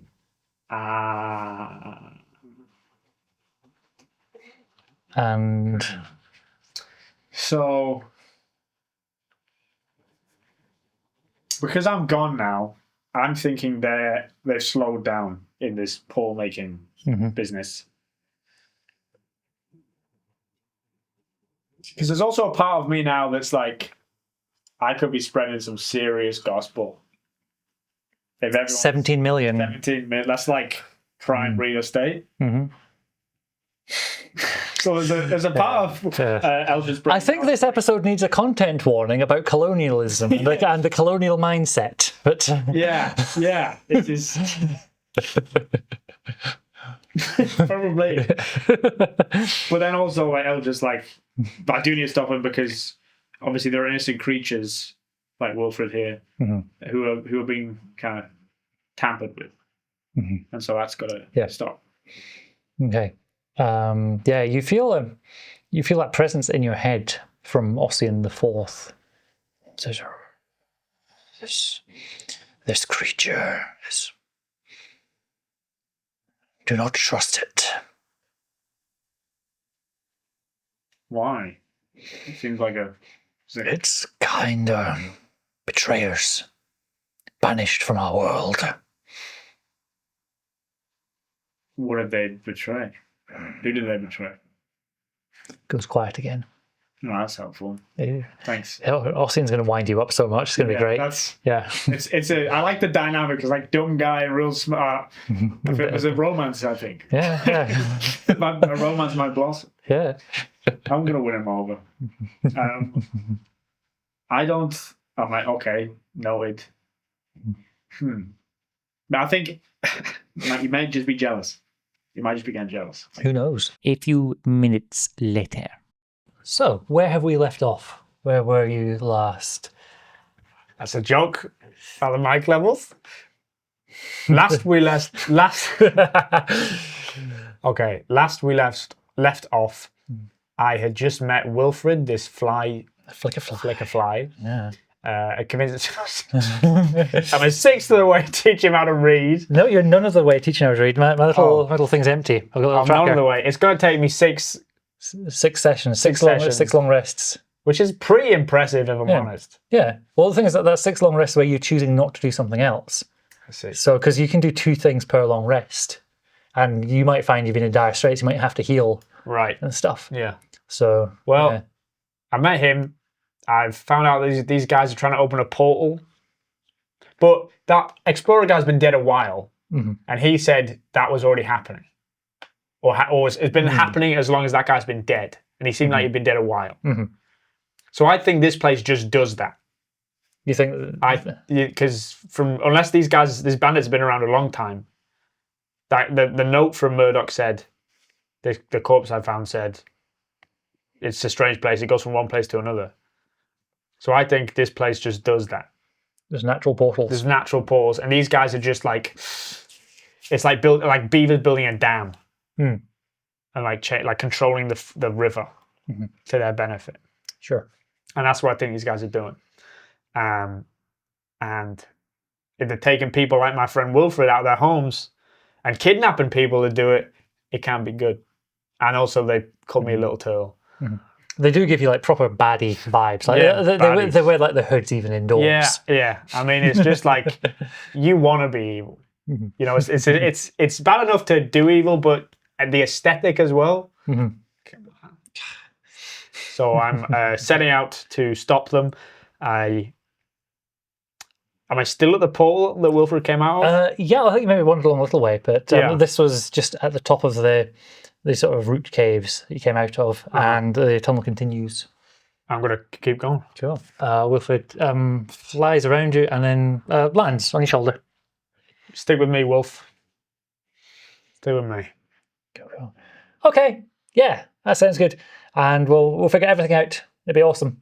And you'll read, and you'll go back to your people, and there'll be millions of whatever I'm called, whatever my religion's called, Ians. Oh, this is why we do group world building ahead of a session. So we don't have holes like this. What is your religion called? Well, I think in my head it's like polytheistic. So people say, oh, I worship this god and that god. There'll be so many more followers of Samus and Vita. Very good. Yeah. Like it. Ians. Samus and Vitians. Yes. Ians. We'll workshop it. We'll figure it out. Yeah. Cool. You progress along. So now there's a concern in my mind, right? Because I need to stop these guys. Because I don't know what they're up to yet, but I also need to get out because I'm really tired. Yep. And you're pretty much certain you cannot go back the way you came. Right. Okay, then I'm just going to keep. Yep. I want to make a mental note. I know how to get back here because I have the shard. So I've got to stop these guys at some point. Cool. Let me see. What do we need next? And I'm going to make a physical note of that as well. Nice.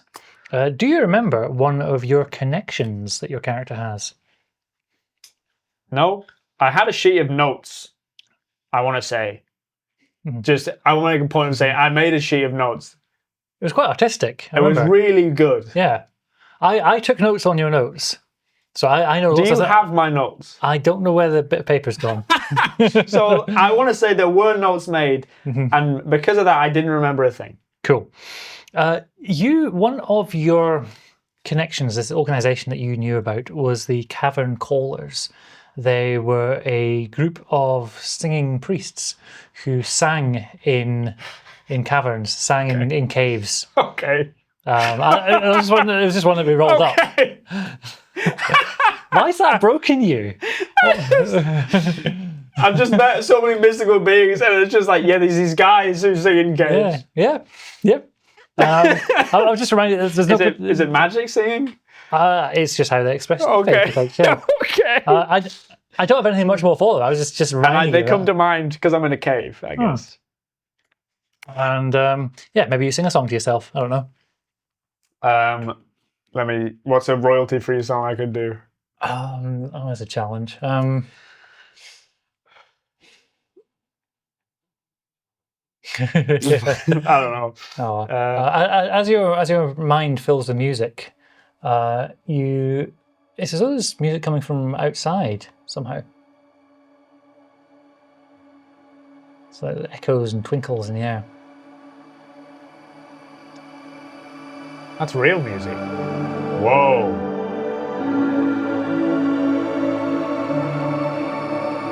I'm having a spiritual experience. This is crazy. You can tell because there's tons of reverb.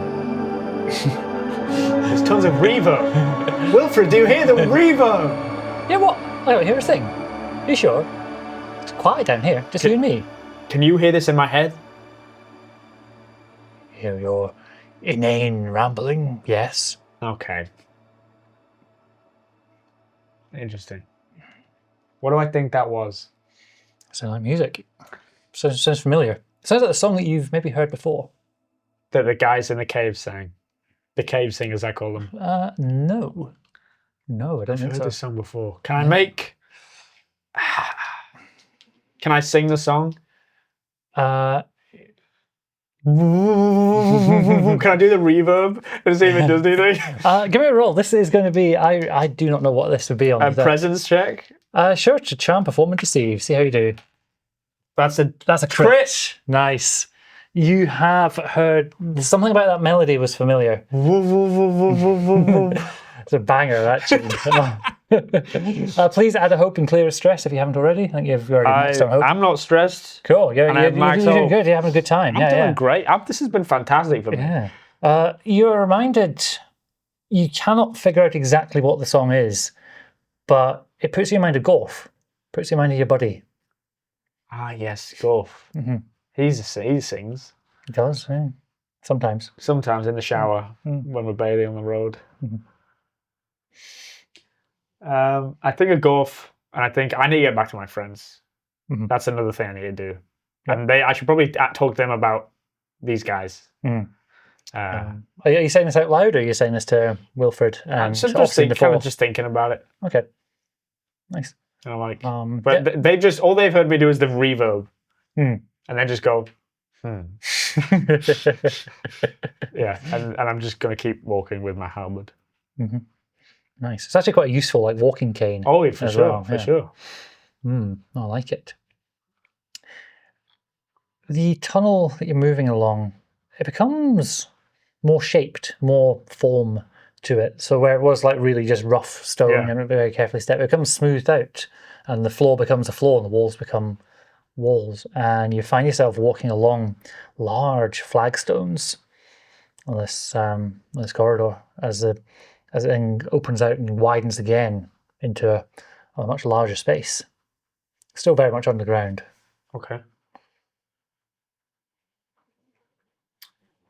I'm going to do a reverb to see if it echoes.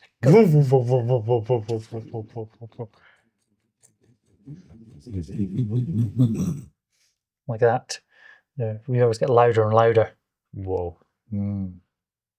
Whoa. Oh. Oh. It's getting louder. Yeah, just for a moment, and then it fades away again. I'm gonna.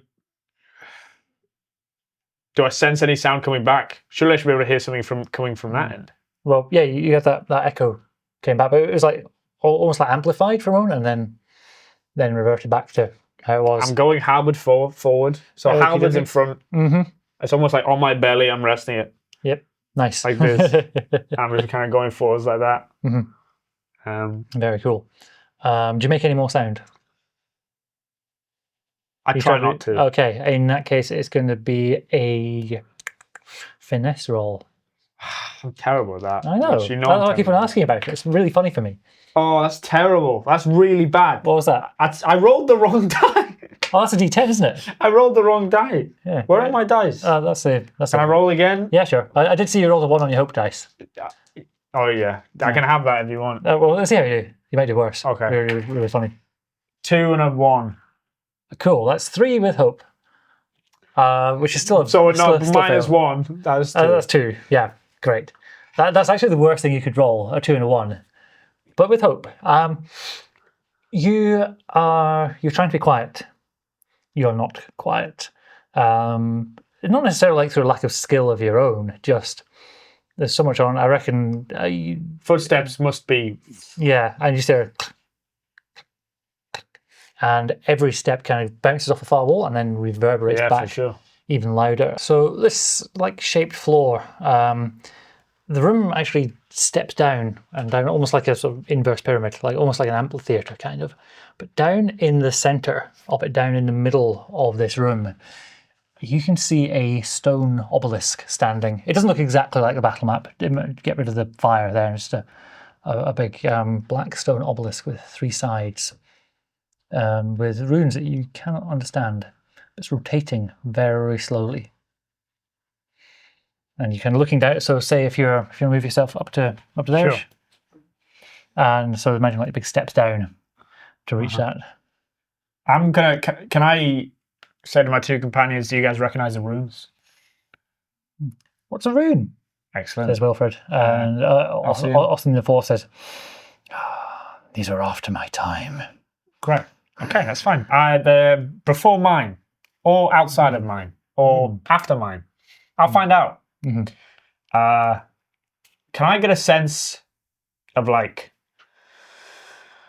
Because my instincts just bolt it again. You could just run past this. That's entirely fine. There's That's not other gonna route out the other side. But I'm proud of you. It's a good little adventure, pressing all the buttons to see what happens. Yeah. I like it. So does it look like it's...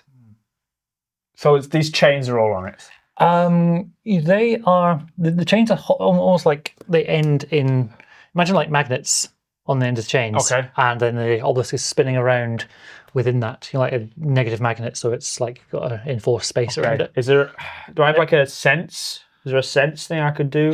Yeah, you could be doing... where's it gone? Instinct. This is exactly your instinct kind of role. Yeah, I'm just like... This has all been so spiritual. There must be a reason I'm here. That's a 10 and a 3, so 14. With hope. With hope, but... Thank you. Yeah, so you can... It doesn't seem evil.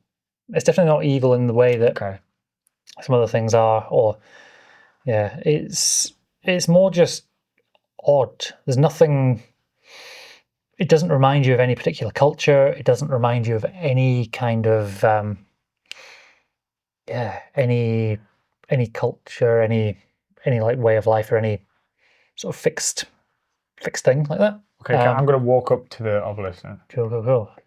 As you get close to it, it stops turning, and you can see that on one side of it, the runes change. They twist, and they move into a text that you can read. Oh. And you can help me with this part. It says, your past does not define you. And we flash back to an important scene in the life and times of Eltrut. Where would you like to be in your past? Please don't leave me.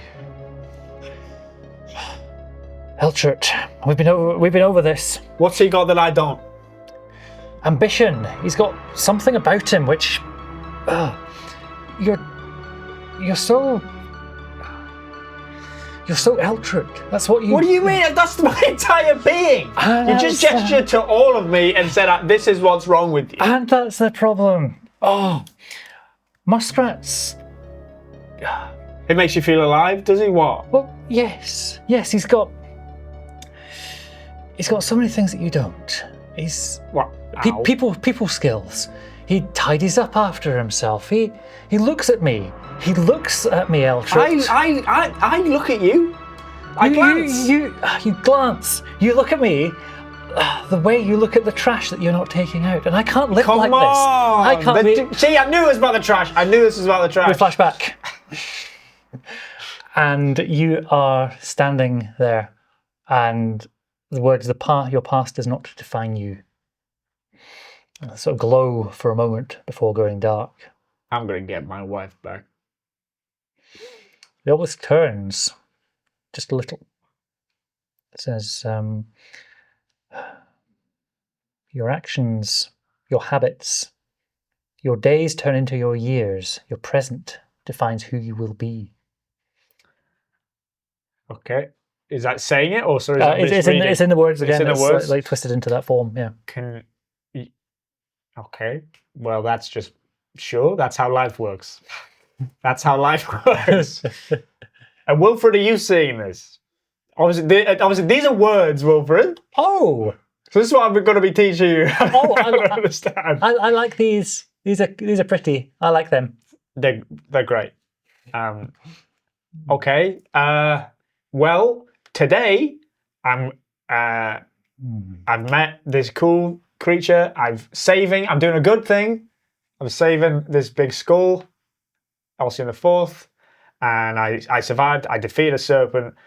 I feel like I'm on the up and up. Sure. Yeah, there's a presence in your head.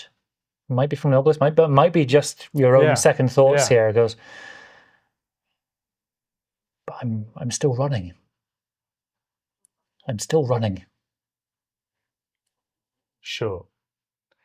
From conflict, yeah. I prefer solving things with words or not dealing with them at all. Is that a crime? It's a weakness in me.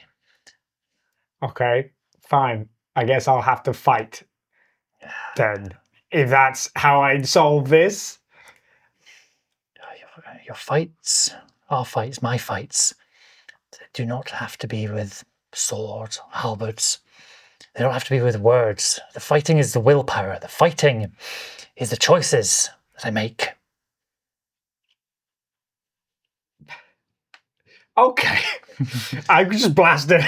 Your second thoughts. Your second thoughts, not mine. I think I hear not halberds and not fighting, and I'm getting told off by this thing. Mm-hmm. I think Eltrut has been on such a high. Mm-hmm. There's like finally something's happening. It's all happened for a reason. And then this guy's trying to bring him down. He's just like, fuck. He's like, screw you. and blasts and bolt beacons him. Okay, absolutely nothing happens. Please do you spend a hope to your bolt beacon? Yes. Cool, spend a hope. But yeah. It just hits it? Yeah. Oh, in fact, roll your 2d12. The best possible action would be interesting. So see if you crit. 10 out of 3. Roll a hope. Okay, yeah, so there's no real effects is basically the outcome of that. Okay. But yeah. I get a hope back. You rolled a hope. Very good. Yep. So yeah, I did nothing. Yeah, you blasted it. The those second thoughts, do they feel like your own? A little pause for a second, actually. I said at the start that your thoughts and your actions are entirely your own. For me jumping in like that, please let me know if that doesn't feel good. Fine. That was great. Okay, cool. That felt great. Excellent. This is why we do pause for a second, for moments just like this. So as long as you're comfortable accepting that as canon and things. Yeah, that's great. I think those are what happens when Eltrut doesn't think about his, when he starts to, if he gets drunk one night and he thinks oh, my wife, or at least well, could it have been my fault? Then those things come up. Yeah. And so he's just like, nah, because it's hard to deal with. He's like, he just doesn't want to deal with it. He's like, just wants to avoid it. So Nice. He's like, no. So it's like pushes that down. Yeah. But those things come up. I think that's like the truth. That's like how we would, like accepting his mistakes. Like he refuses to accept his mistake because he was given a vision in his own divine path. So how could he be wrong? So if anything he does be wrong. Yeah. Because if he's wrong, then his gods are wrong. Nice. That's going to take some unpacking. Yeah. This is how we end up doing great big campaigns, by the way, because it's much too deep. Have I gone too heavy with this? No, I'm loving it. Okay. This is fun.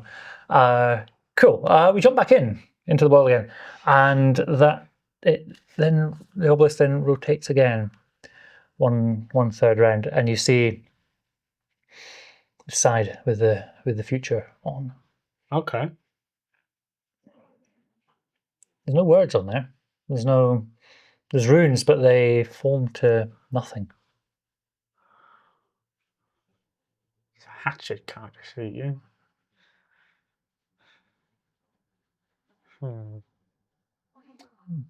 What do these ones say?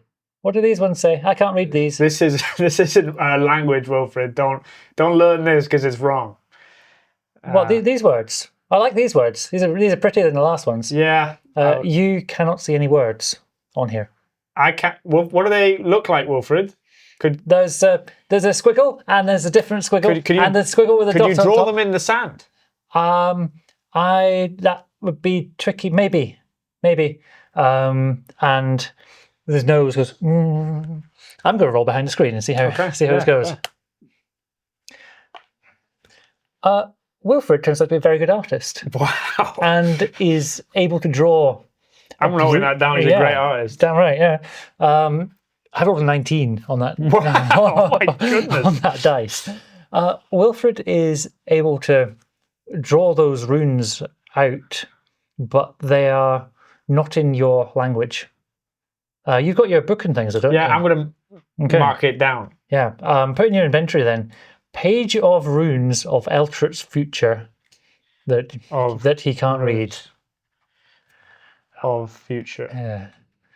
God, one shots are difficult because I keep on making hooks. I keep on making interesting stuff, which we will not have time to solve today. So I have a prophecy, I guess, which you don't know. But Eltrut's like fantastic. My diary's definitely going to be in the New Testament. My diary's sure make it in the New Testament. There's a prophecy about me. The new book of Eltrut. Saint Eltrut. Saint Eltrut. Is that the ambition? Is that the goal? There's also a real ambitious, selfish part of this. Saint Eltrut. Yeah. So he's like, well, I guess thank you. It wasn't a huge waste of my time being here. The magic within the obelisk kind of dulls, and it still spins very slowly, and you can only still see those runes on two sides. Again, they've not. Yeah. Once you saw those visions, they're not in your language anymore. I write in one page of my book, "Bye," and show it to the obelisk. Okay. Go on for you as well.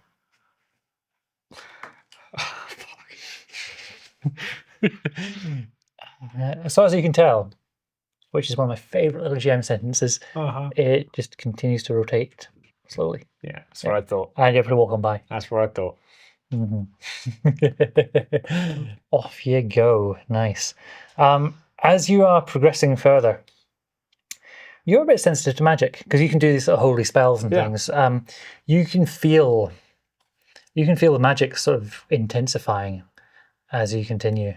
And again, like how in our world, if you get like a static shock or something, little lots of tingly electricity, it's that kind of thing. That sensation seems to be growing. Wilfred's Flickerfly wings, they're like iridescent, very much like a dragonfly, but cool and fantasy. They begin to pulse and glow. Does that feel good, Wilfred? It's strange. I'm not sure. It's I think it's nice, but I think too much of it would be not nice. All right, do you want to hang back? It feels a bit like when I went through the portal. Not sure. All right, do you want to hang back for a sec? Well, no, safe with you. Okay, can I put him in my shell? Oh yeah, it's like hide, like in poke your nose out of the, out the corner of it, like over your shoulder there. Yeah. I put him as close in my shell to like defend him as possible. Nice. And throw a bit of cloak over him as well. Sweet. And yeah, and I'm going to prepare to use I Am Your Shield on Wilfred. Okay, so you can't use it. It's not a you can't sort of do them in advance. All right. Can you? I don't know. Tell me about that. When an ally within very close range would take damage, you can mark a stress. Oh, so you use that as a reaction, basically. All right. So I'm preparing that. I'm like saying, if he's taking damage, if there's any way I can take it, I'm taking it. Damn right. Because Wilfred will outlive all of us. Oh yeah, he's the Moses. Yeah, he's the best boy. Oh yeah. Yeah, he will not be. Yeah, let me see. The walls and the floor, which were within that obelisk room, they were very orderly, very straight. Right. Have you ever seen a lava tube? No. A tube that lava makes, and it's all like twisty, very, very organic shapes. And you find yourself effectively walking through that. It's this hollow where the walls twist and like becomes a floor, and it's really uneven and it's wild. It's chaotic. Okay.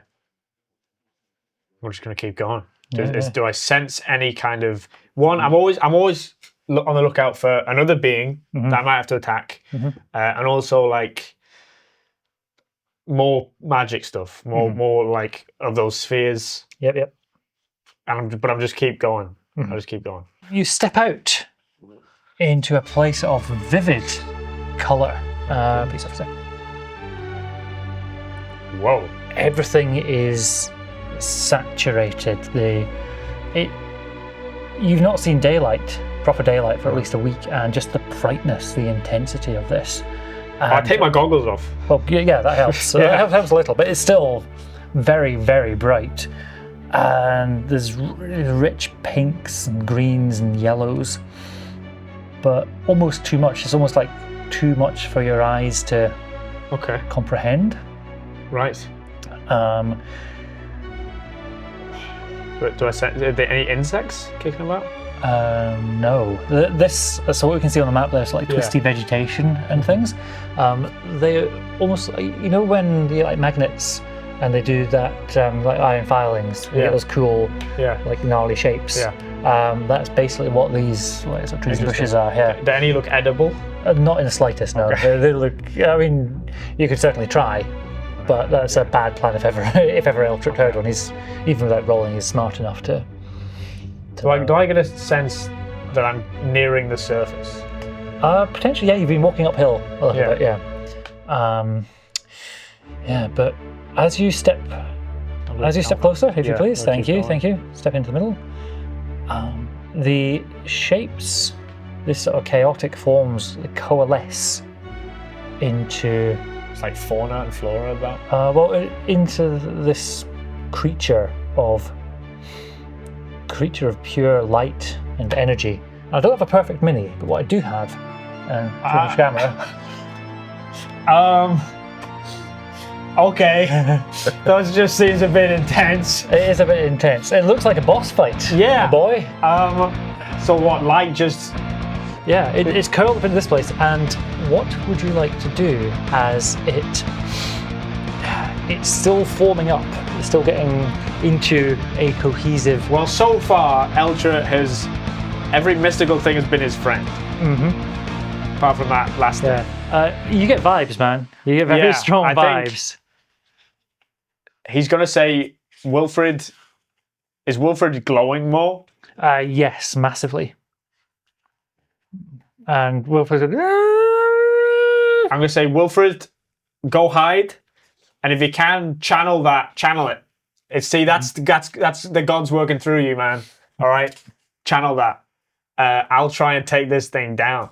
Nice. So tell me what you're going for. What's the plan? So it's not physical yet, right? It's making itself. Yeah, it's making itself physical.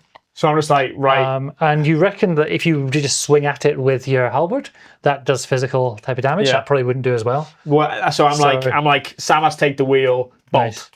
Cool. Okay, so roll your dice. Remember to spend a hope to do that. Yeah. Oh no. What'd you roll? An 11 and a 1. So 12 plus. Can I do shell? Yeah. If you could tell me where it's relevant. I think that's a struggle because that one's so generic. I'm like psyching myself up. I'll allow it this time, but after it needs a backstory. Yeah, I think after this you're going to need to switch it out. Maybe this is the backstory. Okay, so spend a hope. Okay. And you rolled that one with fear. That is good to know. So that's a 15. 15, and it has... Cool. Its target number, by the way, is 14. Needed to do that then. And you hit it with some magic damage. So 1d8 plus... That's a d8 plus 2. Great, 4. Guessing that's just 1 minor. 1 second. I've not been stressed this entire time though. I know. Well, that's about to change. How much damage you say it did? 4. Okay, that's 1 hit point of damage. Great. And was that with hope or fear? That was with fear. Nice. So I have so much fear. I get to take it. I've got so much that I'm looking forward to this. Here we go. So I am going to spend a fear, and you see it remaking reality around about you. Can we take off this map? As everything around you shifts and flickers and stutters into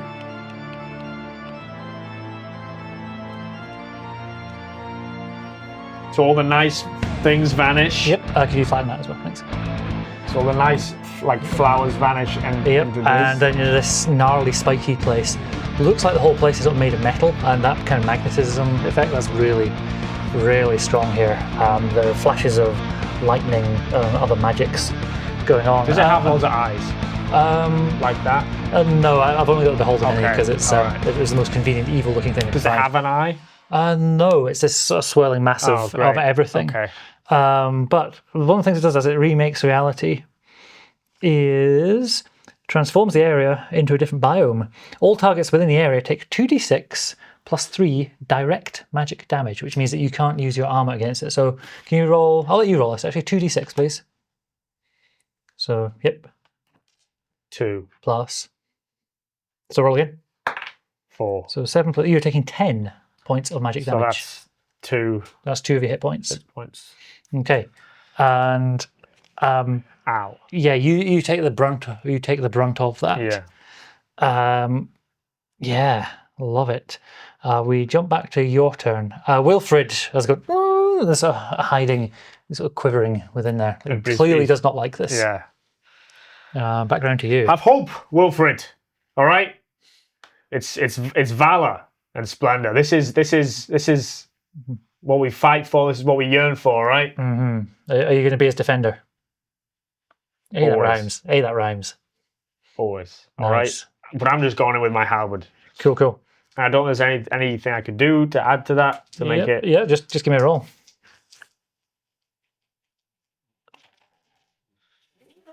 Fuck. Sorry, that's that is a 10 and an 8 with fear, but plus 2, so 20, that's a 20. 20 with fear. So that is a hit. So roll some damage. That's your D8 again. Was it D10 on you? Yep. That one. Yep. 5 plus 2, that's 7. 7. That's a major wound, actually. That's 2 hit points. Great. Yeah. Cool. And that was with hope? No, that was with fear. With fear, yeah. Make it my turn again. What is it going to do? Ooh. Oh, in fact, it's taken a damage within close range. It's going to deal an amount of damage to the attacker equal to half of the damage they dealt. So you did 7, I'm doing 4 back to you. Just as an automatic reaction. Great, so that's just another hit point you're on. Okie dokie. You can spend an armor on that one if you want. What is that? So when you take a hit, you can soak that with one of your armor slots. I think you've got 4 armor slots there. And so you can only do 1 armor slot per attack. So if you got hit for 3, you reduce it to 2. So 4 armor. So I've got 3 armor. Yeah, so you drop to 3 armor, but you keep your hit points. Nice. What would you like Wilfred to do in this moment? You can shout something to. Either distracted or cast a spell. I need its just and comes flying out. I'm going to roll a dice behind here. Ooh, that was a natural 20, everybody. He's going to cast a spell. Wilfred is charged up with this magic, and in very similar style to what he did when he came out of the portal. Just comes face first and flies into the thing. But because this is like not a fully corporeal thing, just flies straight through, and you see like the fizzing and the electrical magical energy chaotic stuff come out and goes, and it's actually going to do 2 points of damage. Since he's flying through and out the other side. Do you want to use one of your green tokens when you spare green tokens? Put Wilfred out around the back of it. All right. Yeah. Yeah. Wilfred is a green token. Right. Nice. Cool. And it's now your turn. It's annoying it doesn't have eyes, because if it had eyes, I'd be throwing sand in its face. Ooh, you could do that anyway if you like. That'd be fun. Because it would. Well, I don't want to waste an action on that. Yeah. So I'm just going to hit it. Cool. How are your hit points, by the way? What are you on? Yeah. I'm on 1, 2, 3, 4, 5 hit points, 3 armor. Right. Here we go.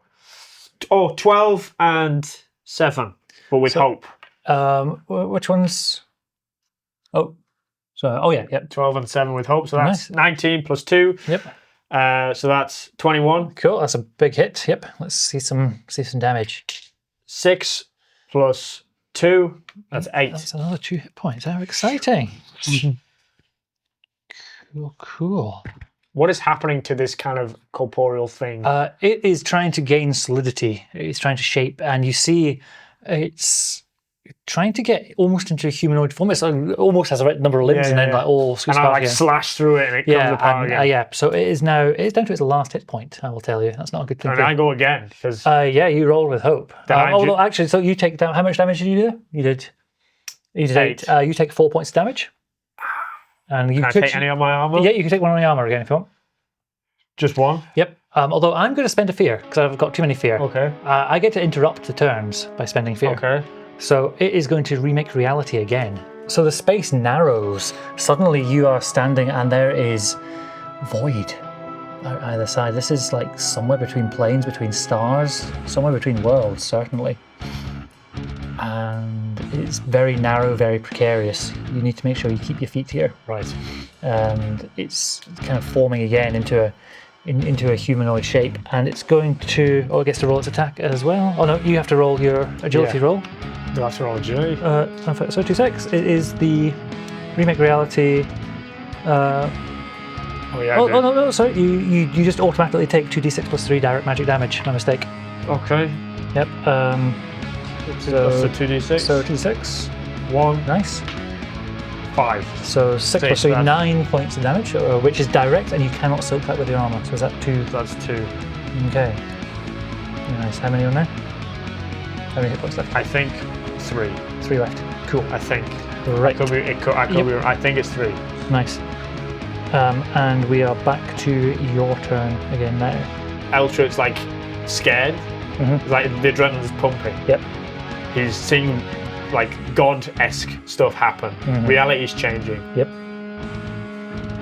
He's doubting, and he goes to like advice, and then goes, no, I need to go to a higher power. Okay. And just is like, skadoosh, Kung Fu Panda 2, bolt. Just bolt. Love it. Okay, so roll, spend hope. Yep. See how you do. 7 and 1, fantastic. Okay, plus 2, I think. You roll. Yeah, it'd be plus your spellcasting roll, which is your strength. Yeah, 2. Okay, so 10 is not enough. It's still with hope.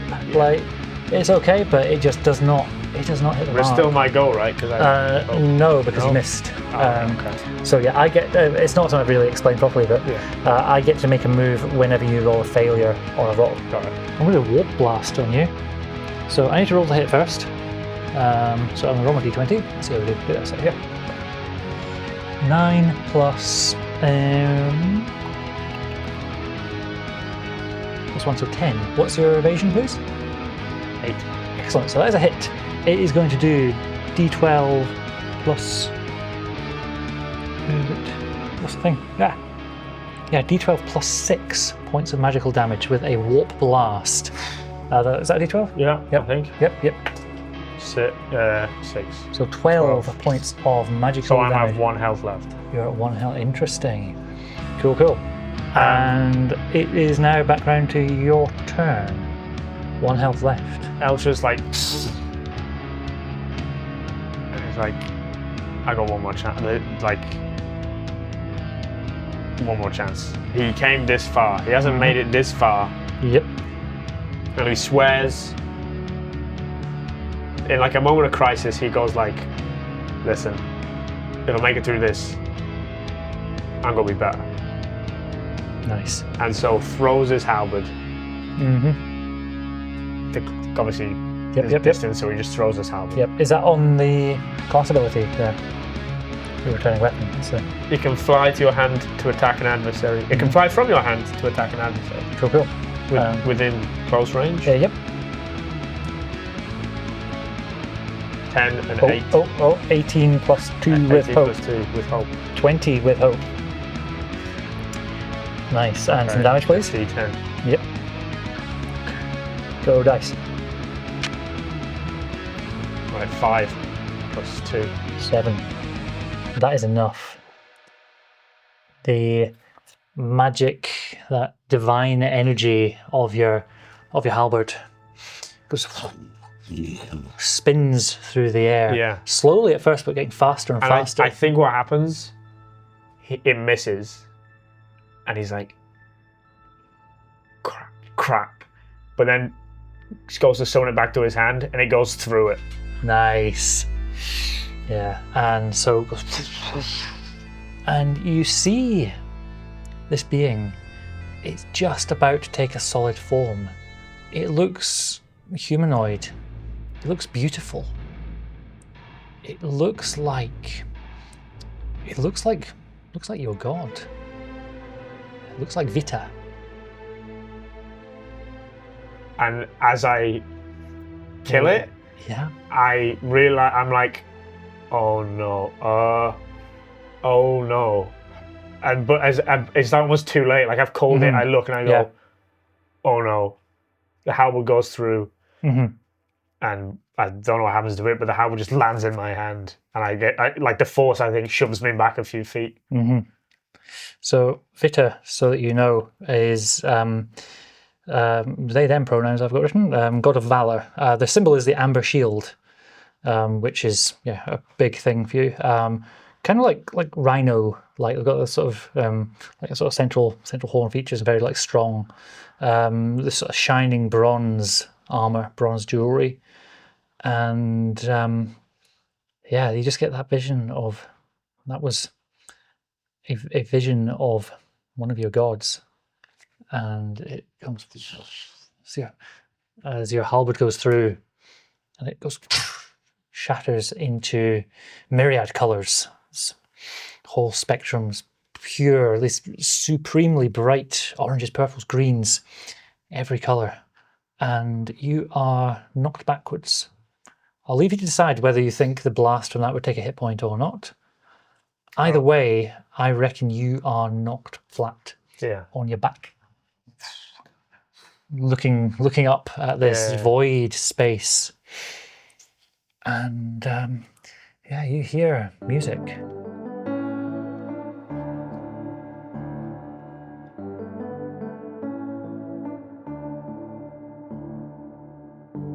Back when I had a tail, I swam in the swamplands. You said, come on, man, there's a better way to live. I have no tail, but I have a story. There's one shot at glory, but I need you by my side. So Eltrut, valor and splendor. If you're going through hell, just stay in that shell and I'll be your defender. So Eltrut, hang in there, buddy. Any troubles and strife can't be as bad as your wife. We'll be there in a hurry. We'll be there in a hurry.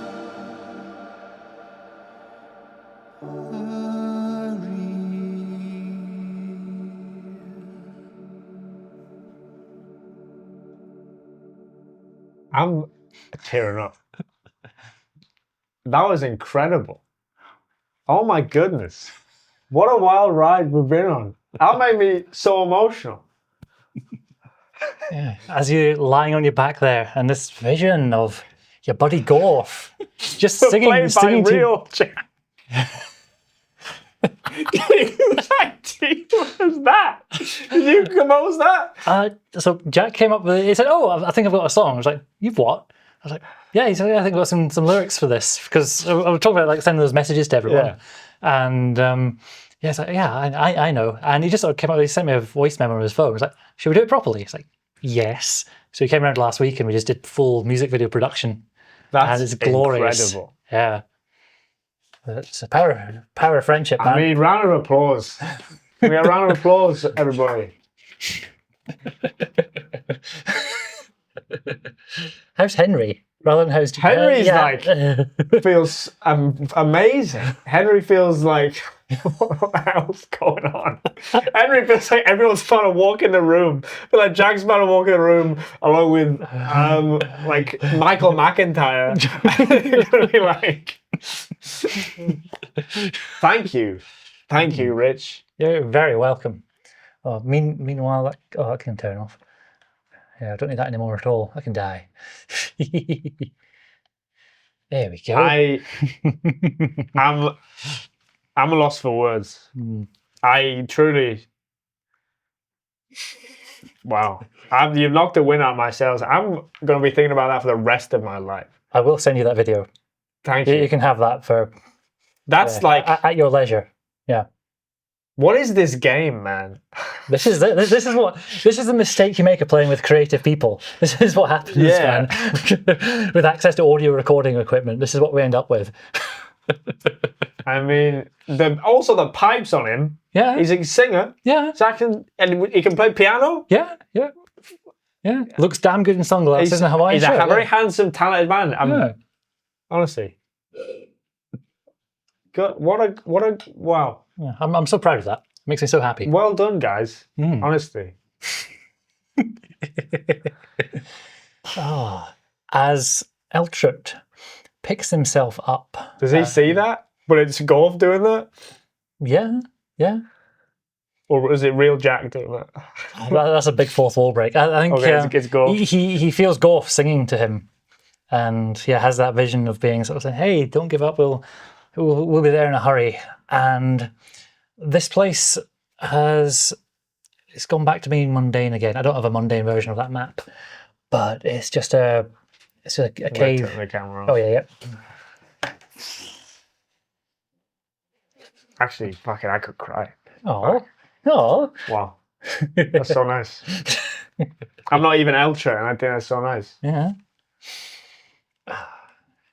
You pick yourself up, and you can see there's a little bit of daylight just at the end of this tunnel.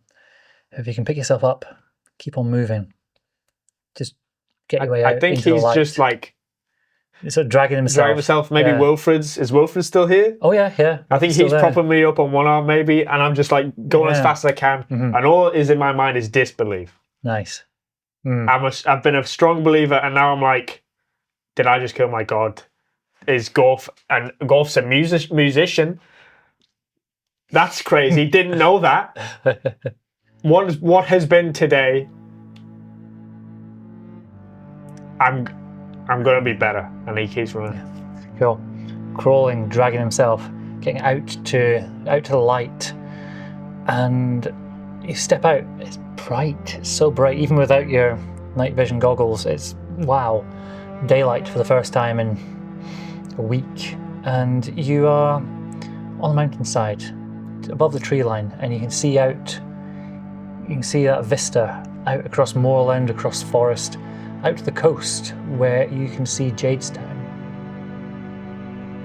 I think I just kind of like it's not even a choice. I just like fall at the entrance of the cave and just kind of. Yep. I think it's like a gentle rain. Yeah. Oh, the weather's always horrible. Yeah. Yeah. This is just it's wet, it's windy, but it feels amazing. Yeah. I think I just open my mouth, let some water in, and I'm just like. Yeah. I'll spend one more for you. Because as you're lying there, sort of half conscious, just taking it in, you see over Jadestown that protective sphere, that bubble, that magical shield, flickers, stutters, vanishes, and the storm clouds which have been held back for so long over that city, over your hometown, become rushing in, and storm clouds over the city of Jadestown. Lightning begins to strike the town. Eltrut immediately gets up. Because for all he's trying to convert everybody, he is the shield of those who need it.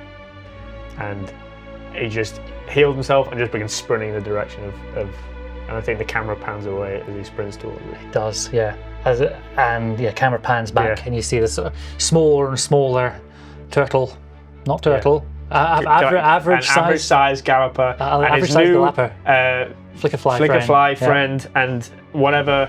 Little shard. I will ask, as we end here, what is Ossian's thoughts? Do I get a sensation of he's pleased to be out? As he feels the rain on his shard. Yeah. This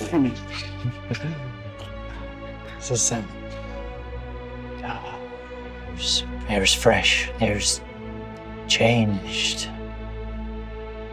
This world has magic, but new darkness.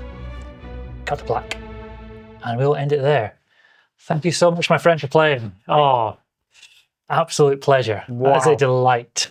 First ever game of this. Yeah. Still alive, somehow. Still on death's door. Yeah. On death's door. If you said you can choose if you take a point of damage there, I was like, well, I take that I'm dead, Rich. So I'm not choosing that. Nice. I mean, thank you to Jack. Yeah. Thank you to everybody. Thank you to Emily. Thank you to Joseph. Thank you to Kay. Yep. Thank you to Rich. Thank you to everyone watching. I feel like this was just for me. Yeah. I've not been paying attention to. I might, for most of this, I probably look like, because I'm just being in it. I was so visceral. You're really good at this, man. Thank you. Yeah, appreciate that. It's the truth. Yeah, that was a ton of fun for me as well. Just having that direct conversation all the time. I got to mess with you on lots of different moments there of just saying, oh, how will he react? Oh, I wonder. Oh, let's twist this knife. Oh, let's remind him of his shortcomings here. Yeah. I don't know if I went too in depth with who he is as a guy. No, we can go deeper, man. We can go deeper. Do you think? I don't know. I thought for at least viewership, they'd be more interested in me just fighting some stuff. Combat is the least viewer-friendly kind of thing. It's really not a spectator sport. Cool. What I really enjoy, if I'm watching something as a viewer, it's seeing the characters develop, seeing the stories. It's almost like watching a soap opera, to be honest. It's the character development and the fights and the traumas and the stuff that they work through or don't work through and have horrible deaths and embarrassments with. Whereas the combat's fun, but I always want it to be leading to something. I want a revelation to come at the end of it.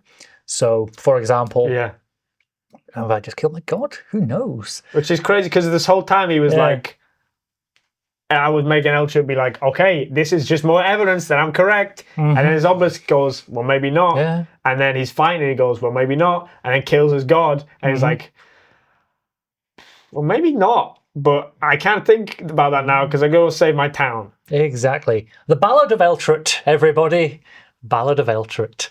What a game, what a time. Hell yeah. Right. Oh, shell yeah. I will stop recording at that. Ah, how am I going to go to sleep tonight? You don't. You stay up till 4 in the morning. You write I'm a going to be novel. thinking about this for the rest of my life.